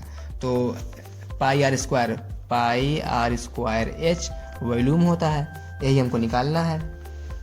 तो पाई कितना हो गया, 22/7, और रेडियस कितना है, r/2, तो रेडियस कितना है 7/2, तो ये हो जाएगा 7/2। लेकिन स्क्वायर है तो स्क्वायर मतलब कि 2 बार लिखना पड़ेगा, 7/2 इंटू 7/2। हाइट कितना है 14 सेंटीमीटर, तो यहाँ पे हम 14 लिख देंगे। ठीक, अब यहाँ से देखो 7 कम 7 कैंसिल हो गया, 7 और यहाँ देखो 2 और 2 मतलब 11 बचा, 11 दूनी 22, 2 1 कम 2 कट गया ना। अब कितना बचा, अब नीचे बचा 2, ऊपर बचा 14, तो 2 1 कम 2, 2 7 14, ऊपर कितना बचा 7 7 और 11, मतलब कि 7 7 49 इंटू 11, ऊपर इतना ही बचा था। देखो 7 इंटू 7 49 इंटू 11, अब 11 9 99, 9 हासिल, 11 चौके 44, 44 9 53। ठीक, ये 539 सेंटीमीटर स्क्वायर, 539 सेंटीमीटर क्यूब होगा। क्यों, क्योंकि ये वॉल्यूम है, वॉल्यूम की यूनिट क्यूब होती है। तो volume of cylinder is equal to 539 centimetre cube. अगर हम ऑप्शन में देखें तो 539 सेंटीमीटर क्यूब बी ऑप्शन में हमको दिया हुआ है।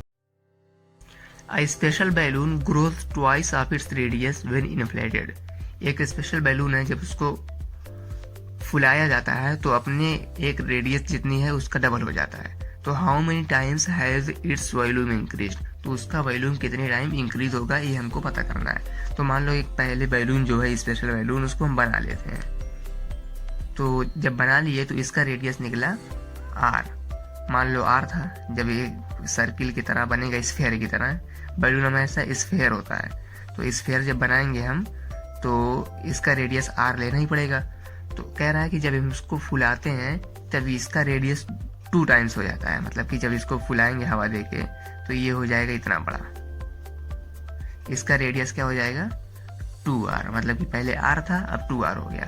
तो how many times has its volume increase, तो इसका वॉल्यूम कितने टाइम इंक्रीज हुआ है ये हमको पता करना है। तो पहले पता कर लेंगे इसका वॉल्यूम कितना था, तो इसका वॉल्यूम होगा volume is equal to 4/3 pi r cube. ये क्या है, ये फार्मूला है, इस स्फेयर के वॉल्यूम का फार्मूला होता है 4/3 पाई आर क्यूब।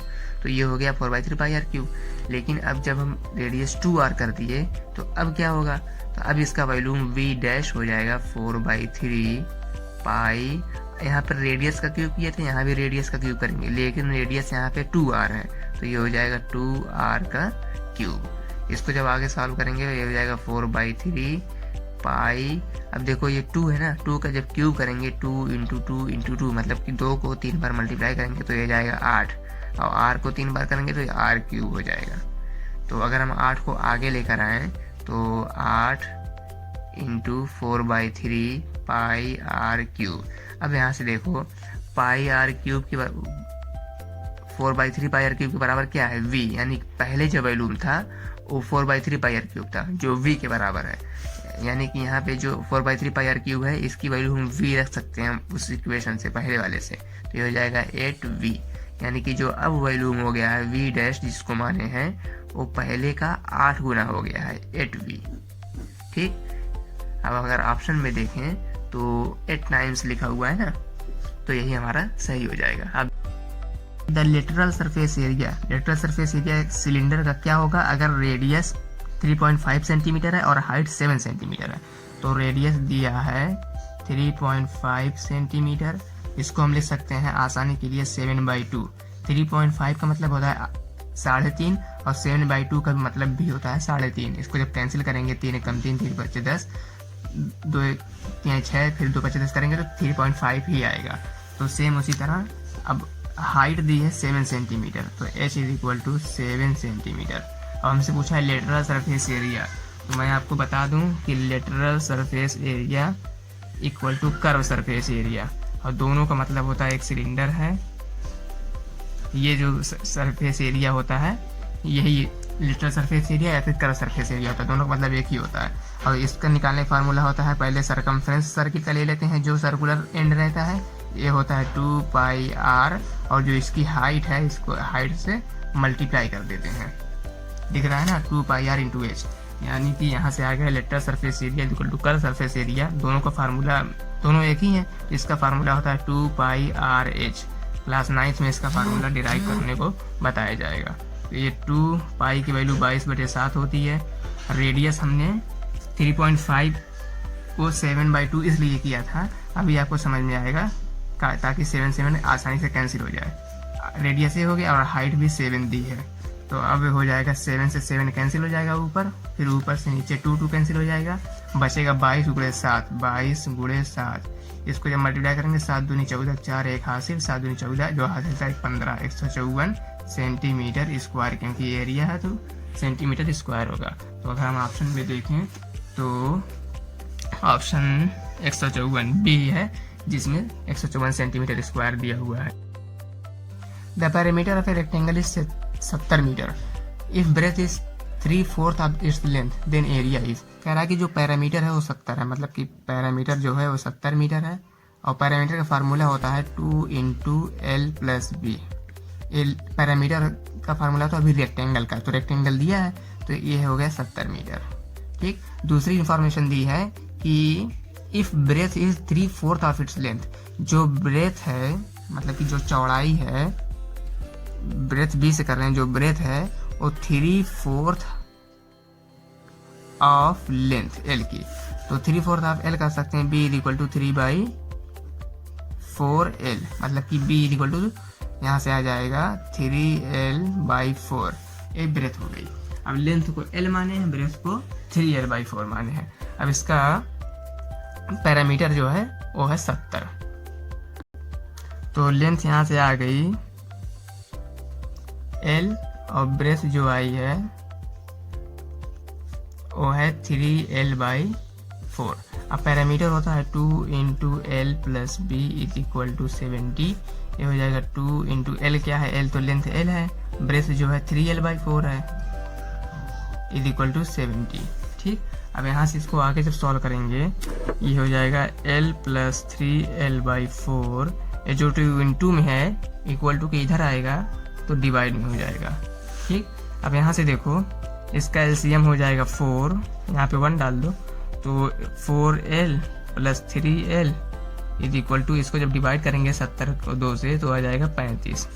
ठीक, ये कहाँ से आया एलसीएम, 4 एकम 4 3 7, यानी कि 4 एकम 4l plus 3l is equal to 4। LCM लेना आप तो सीख ही गए होंगे अब तक। तो 4 3 7l is equal to 4 is equal to 35। ठीक, अब हमको l निकालना है, l आ जाएगा 35 तो ऐसे रहेगा, देखो 4 इधर नीचे है तो इधर ऊपर आ जाएगा, इधर 7 ऊपर है तो इधर आके नीचे हो जाएगा। तो 7 1 7, तो इसको 7 जब काटेंगे 7 कम 7 7 5 35, तो l की वैल्यू आ जाएगी 5 चौके 20, यानी कि 20 मीटर। लेंथ हमारी 20 मीटर आ गई है। अब ब्रेथ निकालने, उसके बाद हम आगे देखेंगे क्वेश्चन में क्या पूछा है। तो l की वैल्यू आ गई है 20 मीटर और हमसे ब्रेथ की वैल्यू बताया था कि 3l/4 है, तो यहाँ पर l की वैल्यू 20 रख देंगे, 3 इंटू एल की जगह 20 और डिवाइड बाई 4, तो 4 कम 4 4 पंजे 20, यानी कि 5 15, ब्रेथ आ गई 15 मीटर। तो आगे अब क्वेश्चन को पढ़ते हैं। लेंथ है 15, ब्रेथ है 15। आगे क्वेश्चन कह रहा है कि देन एरिया क्या होगा, सब मीटर स्क्वायर में है, एक नॉन ऑफ दिस भी है। तो एरिया का फार्मूला होता है rectangle length into breadth, length और ब्रेथ आ गई है तो सिर्फ दोनों को मल्टीप्लाई करना है। तो एरिया जो होता है of rectangle is equal to length into breath.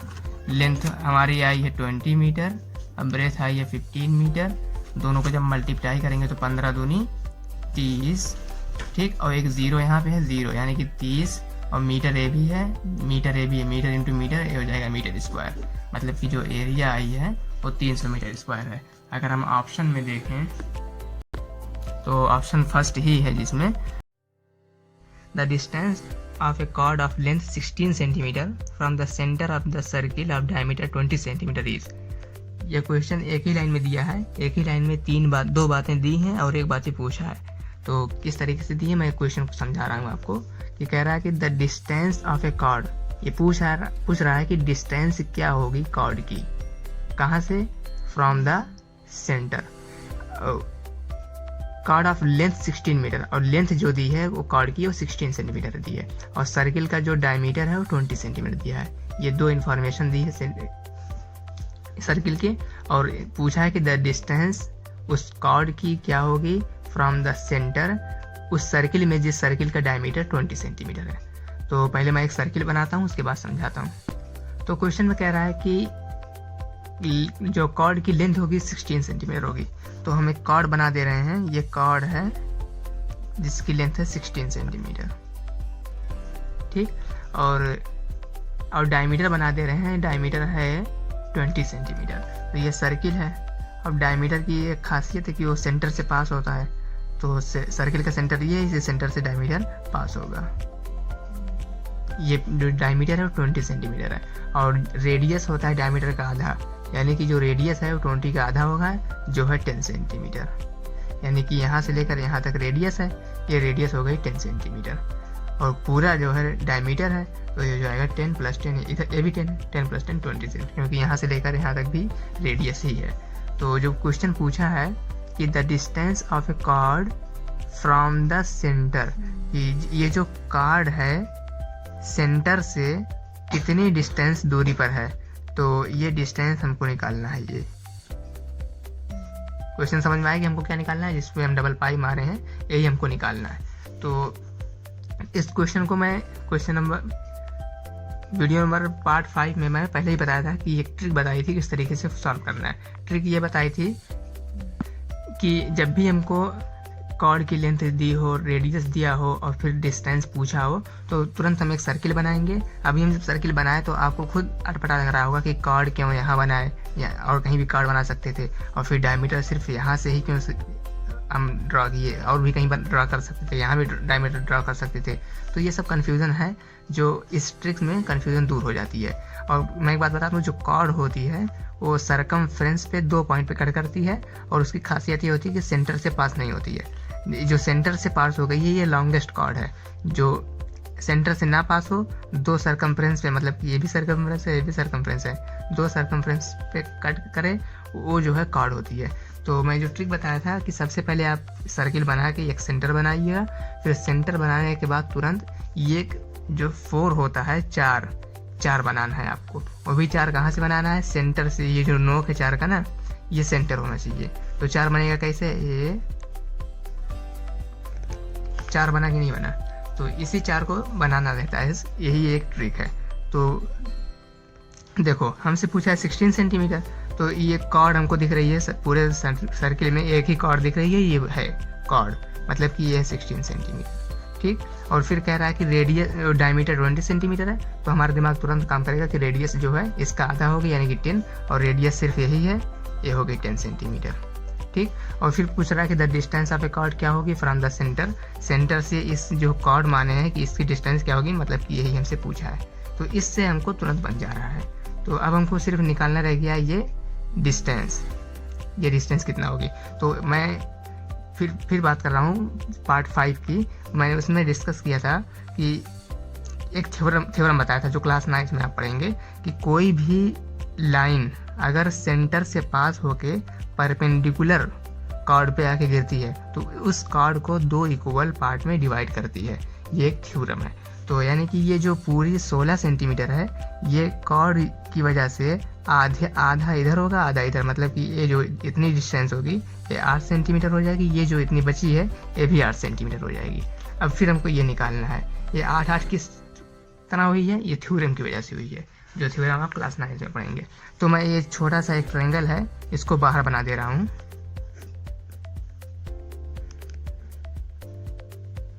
बाहर बना दिया। ये है 10, ये है 8, ये हमको निकालना है। तो ये है 90 डिग्री। इस थ्योरम में 2 कंडीशन है। पहली कंडीशन है कि ये सेंटर से पास होना चाहिए, दूसरी कंडीशन है कि ये जो कॉर्ड पे 90 डिग्री बनाना चाहिए। तो जो यहाँ पे 90 डिग्री बन रहा है, तभी ये इक्वल भाग में डिवाइड होंगे। तो इसको सॉल्व करने के लिए हम लगाएंगे पाइथागोरस थ्योरम। तो इतना टाइम हमारे पास नहीं कि पाइथागोरस थ्योरम लगाएं, तो मैं एक पाइथागोरियन ट्रिपलेट बता रहा हूँ, उसको आप लोग याद कर लीजिए। जो हर एक क्वेश्चन में सिर्फ ट्रिपलेट देख के ही आंसर हमको याद आ जाएगा। तो वो ट्रिपलेट ये है कि पहला ट्रिपलेट है 3, 4, 5, दूसरा है 6, 8, 10, तीसरा है 12, 16, 20, ये सब कॉमन है। ये ट्रिपलेट क्या है आपको अभी देख के सब गिनती लग रही होंगी। तो मैं ये बताना चाहूँगा कि ये जो सबसे बड़ा दिख रहा है, जैसे इस ट्रिपलेट में पहले वाले में 3, 4, 5 में सबसे बड़ा 5 है। ये जो 5 है, ये सभी ये तीनों हैं, ये एक ट्रायंगल की साइड को बता रहे हैं। मतलब कि जो सबसे बड़ा है ये 5 है, जो छोटा है ये दोनों भी कोई भी हो सकता है, 3, 4। सेम इसी तरह 6, 8, 10 वाला सबसे बड़ा ये हाइपोटेनस ही होगा 10, ये 6, 8 कोई भी हो सकता है। सेम इसी तरह जो 20 वाला है, सबसे बड़ा 20 है तो ये 20 होगा, ये 12 और 16 कोई भी हो सकता है, ठीक। तो मैं इसको इसलिए बताया हूँ कि इसको आप लोग याद ही कर लीजिए कि 3, 4, 5, 6, 8, 10, 12, 16, 20। इसको याद करने की ट्रिक है, देखो 3, 4, 5 मैं मल्टीप्लाई कर रहा हूँ 2 से, 3 दूनी 6, 4 दूनी 8, 5 दूनी 10, फिर इसमें 2 से मल्टीप्लाई कर दिया, 6 दूनी 12, 8 दूनी 16, 10 दूनी 20। इसको आप लोग याद कर लेंगे तो पाइथागोरस थ्योरम आपको नहीं लगाना पड़ेगा।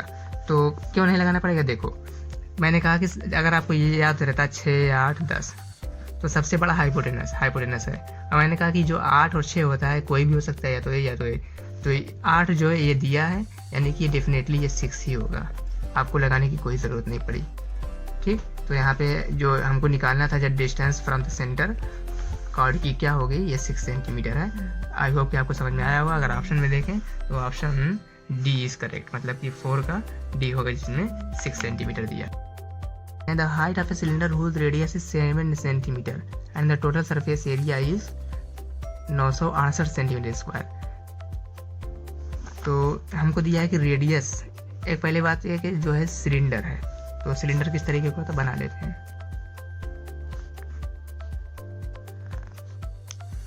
कोई भी क्वेश्चन का अगर फिगर बन जाता है तो क्वेश्चन को सॉल्व करने में आसानी होती है। ये जो रेडियस है ये 7 सेंटीमीटर है, ठीक। और टोटल सरफेस एरिया जो इस सिलेंडर का है ये 968 सेंटीमीटर, मतलब कि टोटल सरफेस एरिया जो है ये 968 सेंटीमीटर। एरिया हमेशा स्क्वायर होती है इसकी यूनिट, यानी कि 968 सेंटीमीटर स्क्वायर। और हमसे पूछा है कि द हाइट इज, फिर इसकी हाइट क्या होगी, मतलब ये जो पूरी यहाँ से लेके यहाँ तक ये हाइट है ये क्या होगी। तो टोटल सरफेस एरिया का फार्मूला होता है 2 pi r into h plus r, 2 pi r into h plus r. ये टोटल सरफेस एरिया दिया है हमको 968, ये 968 के इक्वेट कर देंगे। ये मेंसुरेशन का क्वेश्चन है, तो ये हो जाएगा 968। अब 2 पाई की वैल्यू 22/7 होती है, और रेडियस हमको 7 सेंटीमीटर दिया है। देखो यहाँ पे रेडियस जो है 7, ये जो गोला है ना सर्किल, इसकी रेडियस 7 सेंटीमीटर है, तो ये हो गई 7। तो फिर एच हमको निकालना है, और फिर जो रेडियस है भी 7 है यहाँ पे, ये हो जाएगा 968 सेंटीमीटर स्क्वायर। यहाँ से देखो 7 7 आपस में कैंसिल हो जाएंगे, क्योंकि ये ऊपर है ये नीचे है, और 22 इंटू 22 हो जाएगा 22 दूनी 44। इधर देखो h प्लस 7 लिखा ही रहेगा, ये हो जाएगा इक्वल टू 968, ठीक। अब h plus 7 is equal to, इधर देखो 44 जो है डिवाइड में है, तो इधर आके इधर मल्टीप्लाई है तो इधर आके डिवाइड हो जाएगा, मतलब कि इधर ऊपर है इधर आके नीचे हो जाएगा, मतलब कि 968 नीचे, उधर देखो ऊपर 44 है तो यहाँ नीचे हो जाएगा 44, ठीक। अब 44 को हम कट करेंगे 11 से, देखो 11 चौके 44, ऊपर जा रहा है 11 8 88, 88 यानी 96 में 28 धराएंगे तो 8 बचेगा, फिर 8 और 8 यानी कि 88, फिर 11 8 88, फिर हम लेकर जाएंगे इसको 4 से, 4 एकम 4, ये 4 दूनी 8, फिर 4 दूनी 8, मतलब कि h प्लस 7 की वैल्यू हो गई 22। h plus 7 is equal to 22। यहाँ से हमको हाइट निकालना था, हाइट हो जाएगी 22, इधर प्लस 7 इधर आके -7 हो जाएगा, इक्वल टू के जब इधर लेकर आएंगे तो -7 हो जाएगा, यानी कि h इज इक्वल टू 22 - 7, ये हो जाएगा 15 सेंटीमीटर। मतलब कि जो सिलेंडर की हाइट थी ये ऊपर, ये हाइट 15 सेंटीमीटर है, ठीक। अगर हम ऑप्शन में देखें तो 5 का बीच इसमें 15 सेंटीमीटर दिया हुआ है।